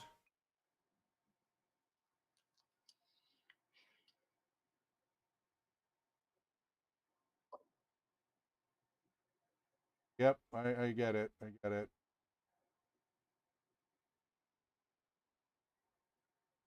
Yep, yep. All right, everybody. Okay. So, Jan, you've made a meter deep and wide hole, to base of the door there. Smoke is roiling out through there. There seems plenty more where that's coming from, going up and up and up and up. What do you do next? I'm assuming I cannot see in there at all, It appears to be pitch black because of how thick the smoke is. even with the flashlight. Yep. Goes in maybe a foot.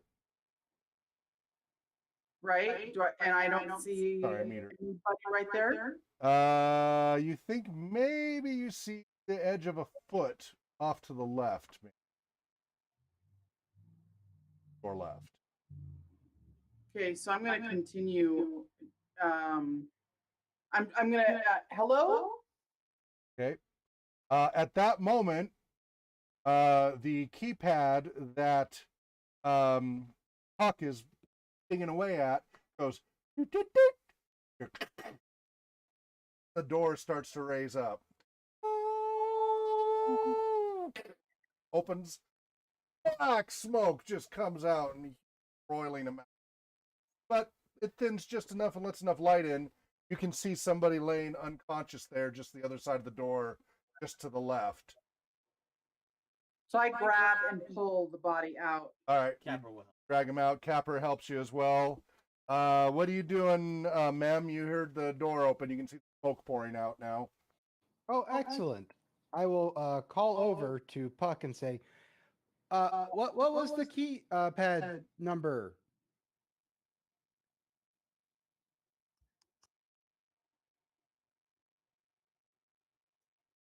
Puck? I was trying to find my mouse. 1, 2, 3, 4. I lost count. Oh, We need that number. okay.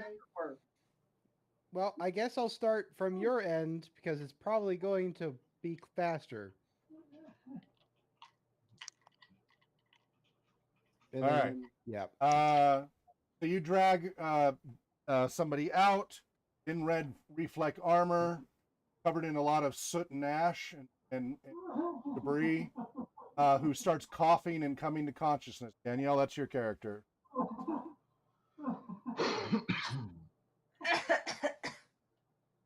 Riley.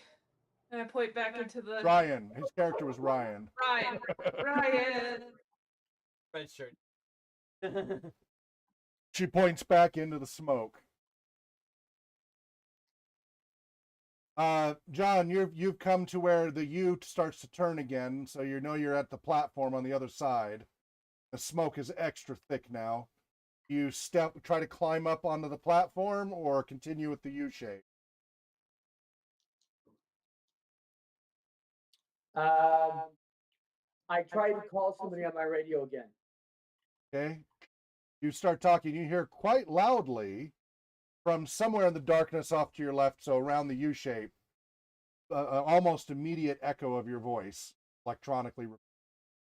I head to it. All right. In the darkness, you keep clicking your way towards it. All right. Echolocation. Yes. Mem? Mem is going to continue to try to open the door. Okay. I think I was around 530,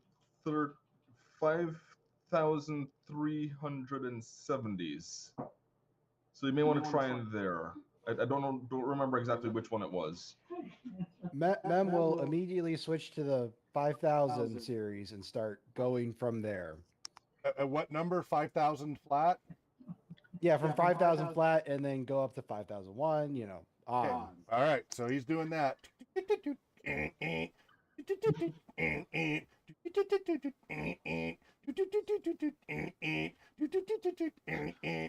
So meanwhile, Got a nice beat. Huck, what do you do? I'm going to, because I said I thought that it was a bit more around the 5,370. I'm going to go 5,371 all the way up to. What on the keypad you're on right now? Yeah. The door. That is currently open. No. I'm going to not do that. Okay. All right. So you reach for it and you stop yourself and hesitate. All right, Retta. Danielle. Britta is going to go get him. Cough, cough. Wheeze. Go away from the smoke. Okay, Jan. How much smoke is now coming out? It continues unabated. This thick black and roiling, going up and up and up into the dome. You can hear inside, somewhere in the distance, a somewhere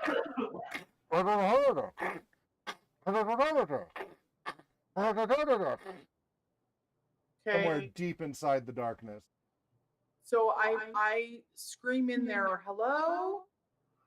So you hear that as you're almost to where you're hearing the voice coming back to you. You hear off behind you to the right somebody call. You can faintly make out slight lightening of the black, thick smoke back in that direction, but nothing clear. It's ambiguous lightness. You continue towards. I head in that direction, but I no longer say anything. You can continue in the direction you were heading towards the voice, or you change course and go back I'm towards. going now towards the light. Okay, so you change course and head towards the light. Okay. As you do so, your lamp catches just before you step on it a body laying there on the ground. And you're close, much closer to the light where the smoke is pouring out through a big I open. body. What's that?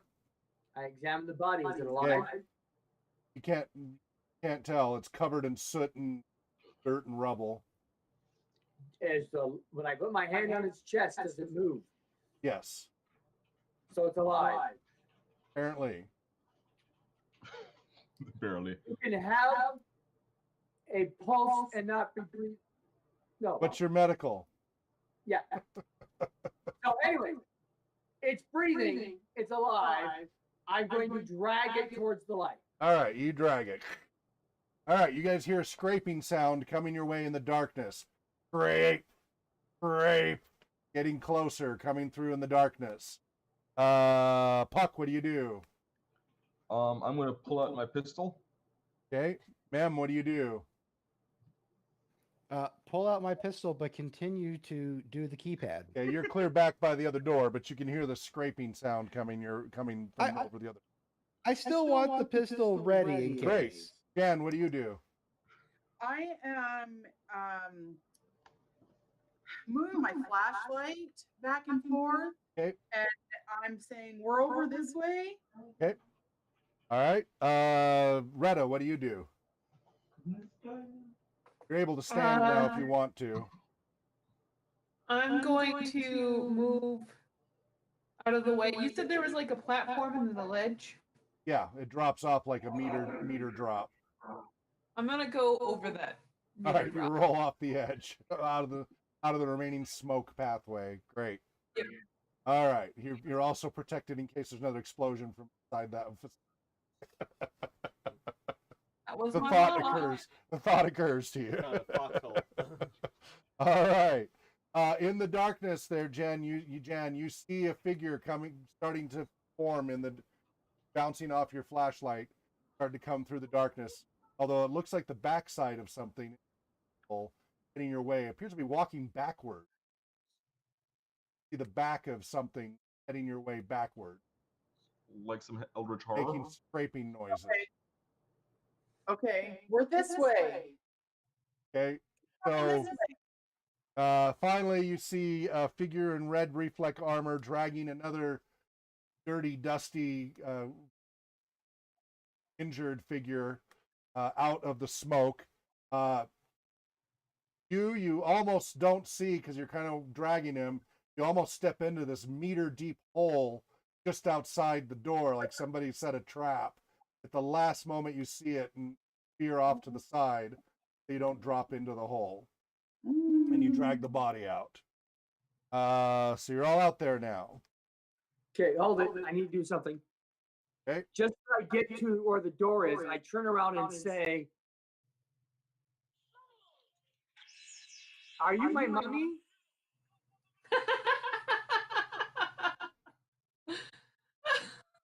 I love it. With my gas mask on and the Yeah. headlamp. All right. What was the name of that video game? Out of smoke. It's not a video game. It's Doctor Who. Oh, well, there was a video game that they had a little girl who did that too. My boys played. It was this weird kind of steampunkish underground. This little girl who it did the same thing with the Doctor Who thing. You know what I'm talking about, right? Oh. No, my name's Mem, not Mom. Mem. Bioshock. Yeah, Bioshock. That's it. They had a little girl who did the same thing. Yeah. Yep. And she was a major figure in the how you solve the game. Yeah. All right. So go ahead and dialogue. Take over, folks. I'm just gonna stay crouched in the corner. Are you okay? The nifty tool you got there. I almost got blown to bits, but other than that, just fine. What happened in there? There are fun destroyed government property. I mean, computer property. And I'm turning out a not dead yet person. Pepper will turn back to You know him as Ryan. Winch. Is that his name? Winch G, yes. Capper will turn back to Don's character, yeah. You roll knows him as Ryan. Okay, well, I now that I can see him, I say, it's Ryan. Capper will right before he says that, Capper will turn back to Winch and shout, "We found the missing troubleshooters!" No, you idiots! That's our crew. We have to find the missing troubleshooters before this crew. Oh, This was just, I knew where they were. Only been a few minutes. There's a whole other team. The entire team disappeared that we have to find. Capper turns back to the rest of them and goes, "We still have to find everybody else." Did you find the head? I found the food court. We don't want the food. We want the head. All three of the heads of the infrareds pop up and go in unison. Food court? Pepper almost does, then stops and catches himself. Retta. So you now can account for you and for Ryan, but you don't see any sign of the other two, which were Max's and Dan's characters previous. So the two of you came out of the smoke, but where is the other two? Well, I think I found one because every time I talk, I hear me.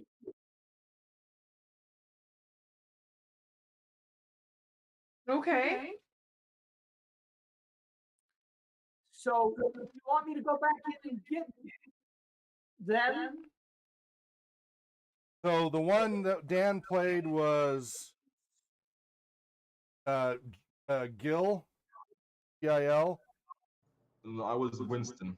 Oh, Winston. Never mind. Okay, because I've got a Gil here that has. Find. I'm all over the place. I have a death match, so I can go back in. No, you were Gil, because I found yours. You were Gil. I've got mission report and everything. Gil are good. Okay. Well, Gil shouldn't be that hard to find. He's everywhere. They don't know that yet. I have suspicion.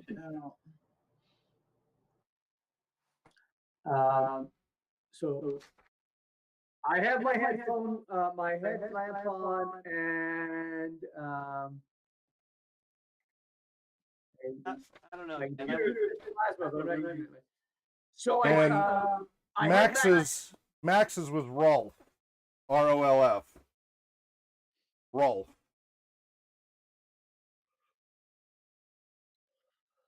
And I think at this point, actually, it blends in with the surroundings. What was that? I think at this point, he's more likely to blend in with all the surroundings. True. I use my coffee and start talking to myself again and head back. You hear echoing inside. Like, okay. So you work your way into the darkness. Okay, Jan, what are you doing?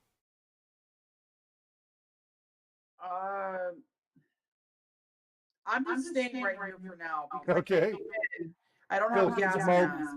Smoke's still pouring out. Retta? Yeah. I'm gonna stay back. Okay. But I'm also gonna start assessing my own body and seeing if there's any problem more, like maybe I scraped my shin or something else in the smoke. Okay. You're doing okay. You're relatively unharmed. Did anybody pack a giant fan? Other pants. Ma'am? Pair pants? Mem is still going through the numbers Okay. on the keypad. You're let's see how far you'd be by now. You would be at Yeah, go blow away all that smoke. you'd be at about 5,250 something. Okay. Okay. You guys still hear?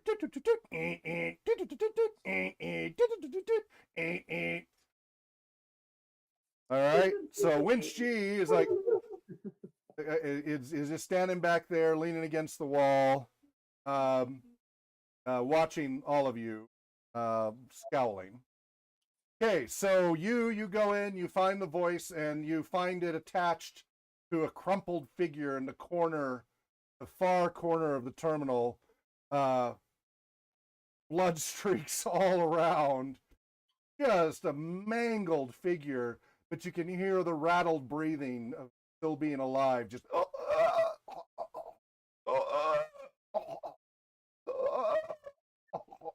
he's got a mask on, but it's badly beaten up.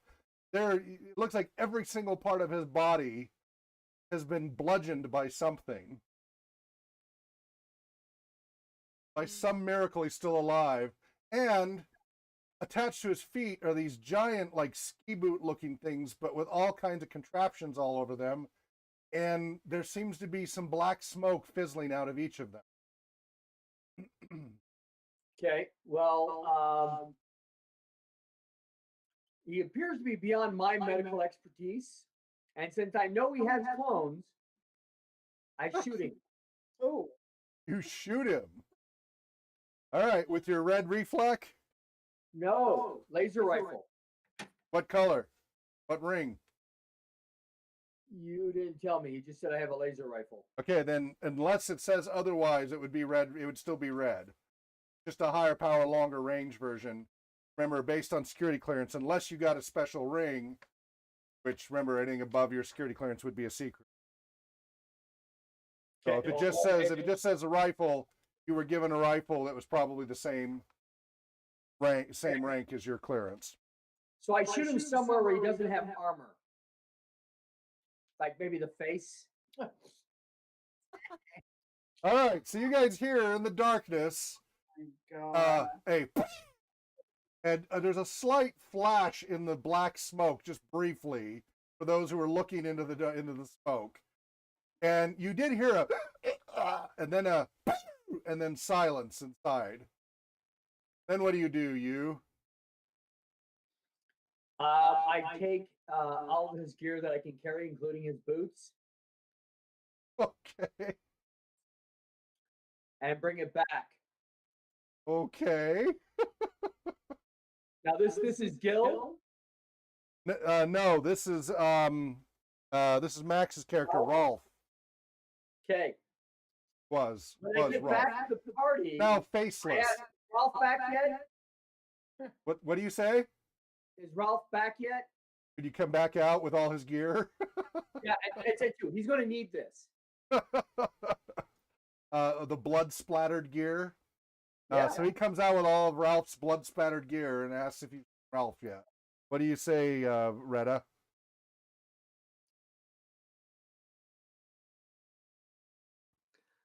If that is his gear, I don't think that he's coming back. Where'd you get that? There should be a new clone here. He's died 5 times. Oh, He's died how many times? what number was he on? 6. You fucked up. Oh.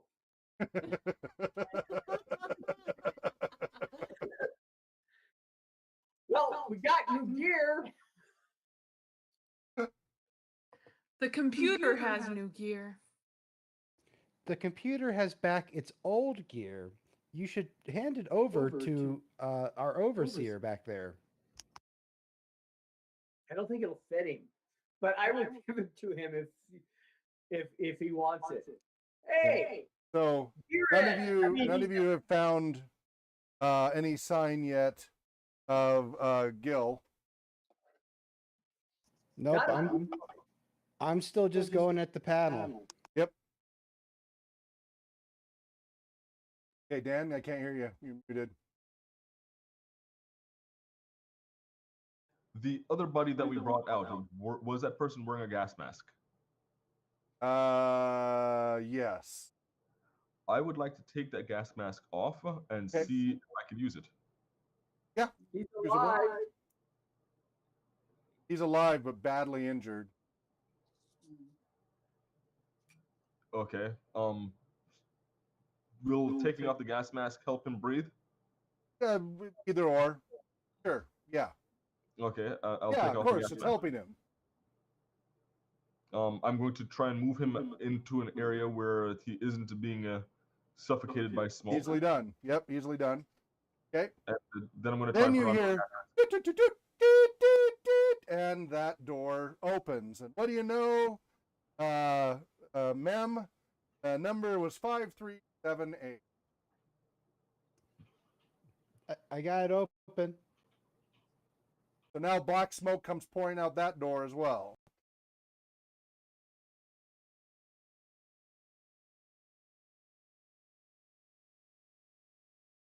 Just locked hard. Yeah. We have to get the other Completely computer up. The computer is back. stopped. It decided to go on a very short break. Freezing time and place. All right. So, Friend computer, I would like to recommend. there's no computer active computer terminal here. Inactive area. Wow. Remember, BCI was deactivated. That's part of what you're investigating, is its viability to be reactivated. Oh crap! Not a good sign. Why is it doing this? You're gonna start what? Shaking the soot off. Okay, great. Yeah, there's an awful lot of it. Puck is going to put on the mask, and is there a light on the mask? No, No. no. Gas masks do not typically come with lights. I'm trying. Only in the movies where they blind the person wearing them so you can see their face. Yeah.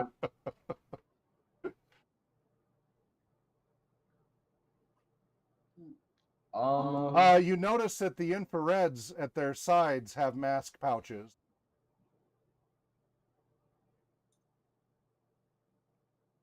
They have mask pouches. Yep, they got pouches carrying that probably have masks in. All 3 of the infrareds do. I'm going to approach one of the infrareds and Okay, they look at you in terror. request that that one Request from an mask infrared. pockets. You're going to request from an infrared. I'm going to demand. Okay, so role play it. They look at you in terror. They can tell you have something you want. Empty your pockets. Pockets? They look at you confused. I You guys point all at- hear him say, empty your pockets. I point at the Pouch? the pouches. Okay. Empty your pouches.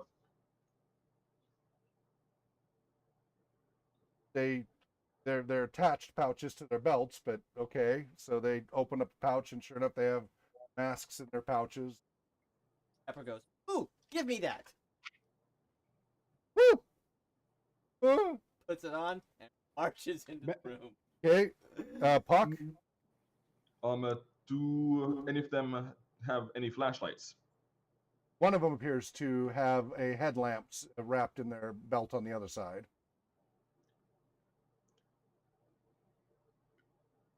Give that to me. Ah, Now. Now. Thank you. I'm gonna put it on, turn it on. I'm gonna head in. Did you take a mask? What was that? Oh yeah, I was already wearing a What mask. was that?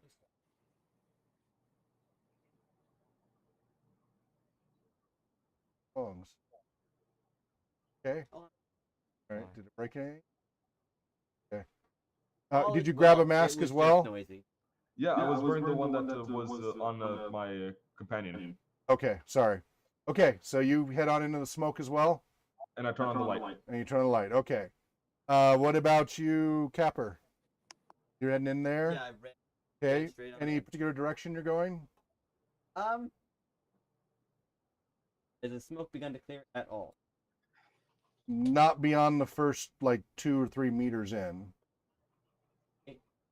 Like you go in 2 or 3 meters. I mean, the first 2 or 3 meters, yes. Beyond that, no. There appears to be just more smoke just coming, Okay. and you can feel a little bit of heat coming. Okay, pauses and looks back. Okay, I'll leave you there. You. Approaches Winch G. Okay, he watches you warily. He's kicked back against the wall, his arms crossed, sneers at you. Why aren't you back there with the others? The traditional salute or whatever signaling thing they do. Yep. And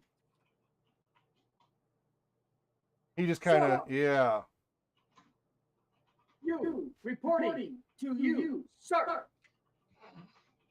Oh, you're waiting to do that, John.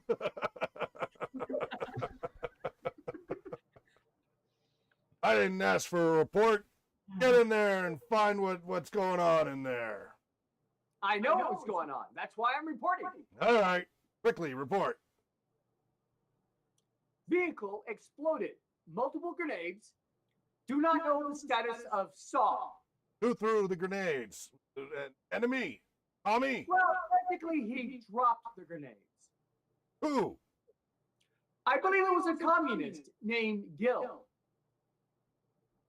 One of our troubleshooters? I knew he was good. Well, he wasn't very competent. I mean, he blew himself to mist. There's his replacement.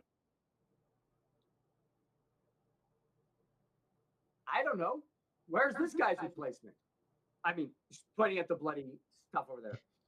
Well, I don't know. he was on his number 6. Oh, yeah, that's right. What about that one there that you dragged out? Excuse me? Live? Yes. That's He too is bad. breathing, but he needs medical assistance.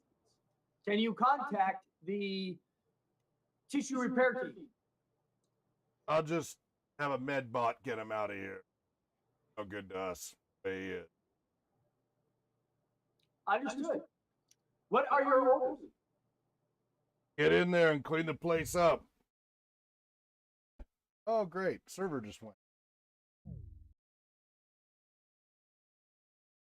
Apparently, this is a sign. That was the server, wasn't it? Yeah. Server did something. Yeah. Oh, you know what? It might have been a scheduled reboot of the server. I think we have it scheduled in the middle of the night to reboot. I was gonna say, I think we have a scheduled reboot to kick us out. Yeah, I think that's what that was. Yeah. All right. David. Hopefully he'll be back shortly. I think I'm getting a bit tired. I know everybody is. We'll get there. This is why I said we need to do this a little more regularly so we can make it keep going. What All was right. his response? He was like, "Well, get in there and clean up the place so we can move on with this mission." Do you have a giant fan? No, Do you have But- access to ventilators? there's ventilation system in there. If anybody knows the power services, I know power services, but I can't get in there right now. why not? Get in there with the rest of them.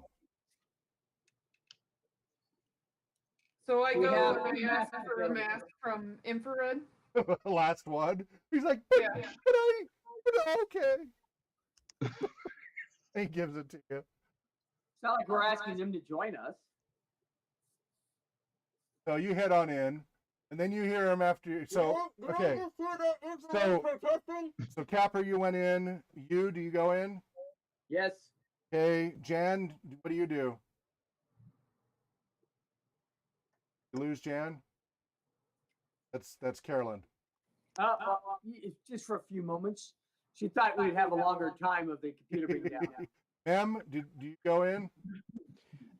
Mem does not go in at this point, but is instead attempting to fan as much of the black smoke out. Okay. Yeah. All right. And Retta, you got the mask and go in? Yep, I'm looking for that power Okay. bank thing. Okay. Can I ask for a clarification out of character? Sure. Who all is now in possession of a mask? All of the core pieces have one, Including Jan. Except for Mem. except for Mem. Sorry, I guess Mem does not. And I don't know if Jan has one. Jan, do you have a mask? No, I do not have a mask. Okay, so Jan and Mem do not have masks. You've taken the masks from the 3 infrareds that they had. And one is that's 4 masks. There's 5 of us, so there's going to be a mask for everybody.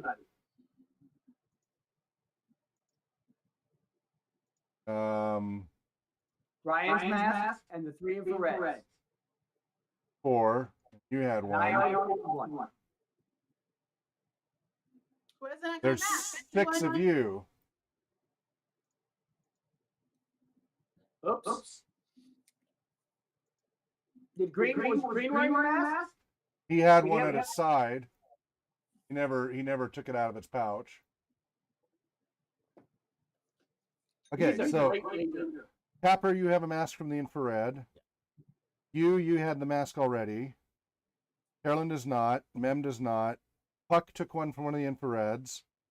Retta took one from one of the infrareds. I actually took the legs from the infrared and the mask from the body. Oh, the mask. So there is one more infrared Oh. mask left.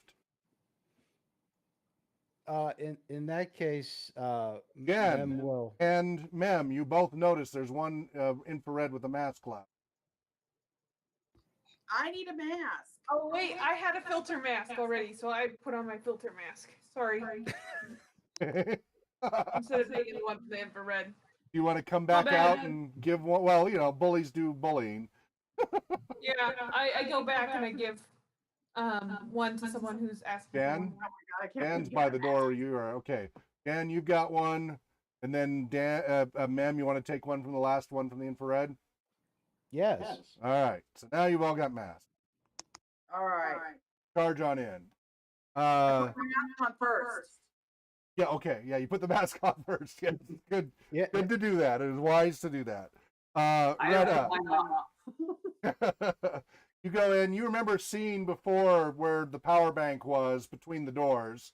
So you kind of reach through the darkness till you find the large covered panels that you believe control the air conditioning and other things in the system. I'm gonna go for trying to fix it. All right. Turn it on. What is your technical stuff? So I have a mechanical attribute of 16, but I also have computers of 2, technology services of 1, and operations of 3. Operation of 3, do that. So that's going to be a base of 20, 25, 30%. Okay, so what do I roll? Percentile. Yeah, percentile. 20. All right. With great alacrity, you quickly find get access to the panel, flip it open, the correct one, and find the circuit breakers to flip to enable the ventilation system. All of you are in there when suddenly you hear a whooshing from above, and the smoke starts to suck. You start first noticing light filtering through the smoke from the lights in the ceiling, and pretty soon the smoke's starting to be sucked up through many large ventilation shafts above.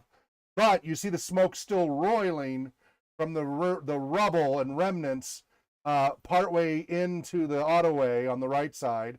There's little craters everywhere, all around the tunnel, but especially in the ground, and the smoldering, still burning frame of a large auto car, blown in many pieces, but many parts still burning. The plastic and rubber and such on there, still just billowing black smoke from the fire there. But the ventilation system is catching up quickly with. Someone had some fun. Is my song still there? You walk closer and you see a destroyed wagon tipped over on its side in many mangled pieces. You approach it. It's kind of hot, and everything around here is kind of hot still from the fire and explosion. Yeah, I'm going as I can without being on fire myself. Okay, so you get around and you notice laying on its side, hidden partly by the remnants of the wagon, is the saw assembly, covered in dirt and dust and grime, but apparently unscathed. Nice. All right, Nice. we start gathering it. I request You did ask for an extra heavy-duty saw, so yes. that's why it's 95 pounds and requires 3 people to hold it and a 4th person to operate it. But it only takes how many to carry it? Well, that's why you had the 3 infrared people, was to carry it. Well, they're not going to be any use. Well, the smoke's clearing. Smoke's clearing thanks to ventilation. Probably in 10 or 15 minutes, it'll be breathable. So I go back and get the infrareds. All right. They look very sad, but they follow orders. All right, let's go through everybody here. We'll do a last round check. Capper? Yes. They look sad when they're told to go into that smoky-filled place without masks. Capper just kind of looks at him and goes, "They don't seem very happy." They quickly smile ear to ear. Oh, we're very happy. We're happy to serve. Am I the only one who's They move quickly towards following Yu's directions. No, I'm done. Jan, what do you do? I'm looking around. Okay. There is shrapnel and holes and craters all over this whole terminal station, especially over where the auto car was. Just shrapnel everywhere. And you see over in the far corner, not far from the car, what looks like a lump of bloody meat, like maybe 2 meters long, crumpled up in the corner. It's hard to identify what it once was, if it's an animal or what. But probably a person. Well, certainly a living creature of some kind, but whether it was a person or an animal, you can't tell from here. You would have to go closer to tell. I'm gonna go look. All right, you get closer. You notice Jan heading that direction. Okay. Towards the meat. Yes. All right.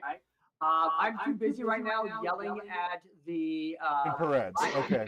All right. And when it's my turn, I'll tell you what I do. All right. Mem. Mem is just waiting for the air to be breathable and to further take stock of the situation that's here. Okay. It's now breathable enough. Okay. In that case, he's gonna go up to probably John's character and be like, we are here to find the troubleshooter team and BrainBot. That's it. Okay. Puck. He is going to go over to use and help turn the wagon on right side it so that he can move around his power saw. Okay. Retta. Retta is going to go back to or is still at the system Panel. room, Yep. Between and the two is doors. going to try to request cleaner bots Okay. There are two scrubber and, bots what going was around the other frantically thing? trying to clean up. and extinguisher. And do what? I've lost him. Lost two. Okay, more. I was saying more. And one of the bots that extinguishes things. There are no fire bots around. There's only two scrubber bots. There are the two guard bots, but they're I think currently I'm choking deactivated. out. Yeah, you are on your end, I think. All right, I guess we're gonna have to leave it there. Darn it. Yes, John, go ahead. I wanted to. I was yelling at the Yes, 3 infrared. the 3 infrared, and I was Yes. telling them how dumb they were to come in here without protecting themselves. I take these guys, I cut off the bottom halves of their shirts, then take one of their canteens and pour water over it, and then wrap the wet cloths around their faces so that they Okay. have a mask. I justify this with my survival and hostile environment traits. Okay. They look horrified as you destroy computer property, but they don't argue with. They can take the blame. All right, so we're almost finished here for the night. Jan, you come up to the lump of meat. It appears to be a naked body with its face blown off. Black and blue from head to toe. Looks like not a single part of the body did not get beaten up at some point. But its face has clearly been blown off with an explosion. Right. Okay. Is there any gear or anything? No, it's around? stripped completely naked. So there's no like tag. There's no name plate. There is, well, maybe if you roll it over, there might be the barcode on the back of the neck. Yeah, no, thank you. I walk away. Identifying marks. Yes, there were none. All right. I guess we'll have to leave it at that. It's 2:15. Danielle's got work in the morning. Everybody gets late. It's been 2 years. It took a bit to get back into it, so, I wish we were further along, but we got that there, and hopefully we can kind of continue this if we can get the group together to continue the story so we can move it forward. There's a lot of scenes to this adventure. We're still only on scene 2. So, I think there's 9 scenes. Are we thinking monthly or quarterly? Let's talk about it. Let's see what everybody's up for. We don't, everybody's kind of on overload right now. We won't do it this late, obviously. It could be a Sunday. It could be a Sunday slot. It could be. David can't do Sunday, so we'll have to figure out what slot would be appropriate. But let's let everybody in this group have an email or phone discussion later, not tonight, about what you guys would like to do, and I'll try to accommodate you, because it is fun for everybody. We just need to move the story forward now that we've refreshed. Right? Once we get going, but it just takes forever to get there because it's been so long. So let's plan on that. I don't know if it's gonna be monthly, quarterly, whatever, but we'll as you guys wish, I'll accommodate you forward and get more experience with this. Sound good? Well, Happy New Year! We survived 2020. 2021. We did it. We survived another one. So you all take care of yourselves. Be well. We don't have anything on Friday, right? We're I don't think anybody's going to want to play Neverwinter Nights tomorrow. So we'll call that good. Do we have anything this Saturday for drop-in? Yeah. Yes, we do. Okay. So we'll plan on that I don't know schedule. if anyone's signed up, but I know it's there. Okay, we'll need to kind of nudge people, Dan and Danielle. You will kind of want to nudge people, maybe. But thank you all so much for helping welcome in the new year in our traditional way. Good. In our traditional way, which should bode for a better year if you're superstitious. I'm not, but it's funny to joke about. So and remember, donate. We are a 501c3 nonprofit research and human services organization studying the effects of all role-playing game formats with the potential to help improve lives around the world. If you'd like to donate, go to rpgresearch.com/donate. We also definitely need volunteers. Please check out all the many open volunteer positions. We especially need administrative people, but we're also open for new GM trainees and many others, researchers, archivists, etc., transcriptionists. Go to rpgresearch.com/jobs. Check out the lengthy list of open opportunities there. Wherever you may be well, happy gaming, and namarie. Here. Happy New Year. Happy New Year. Go to bed. Donate.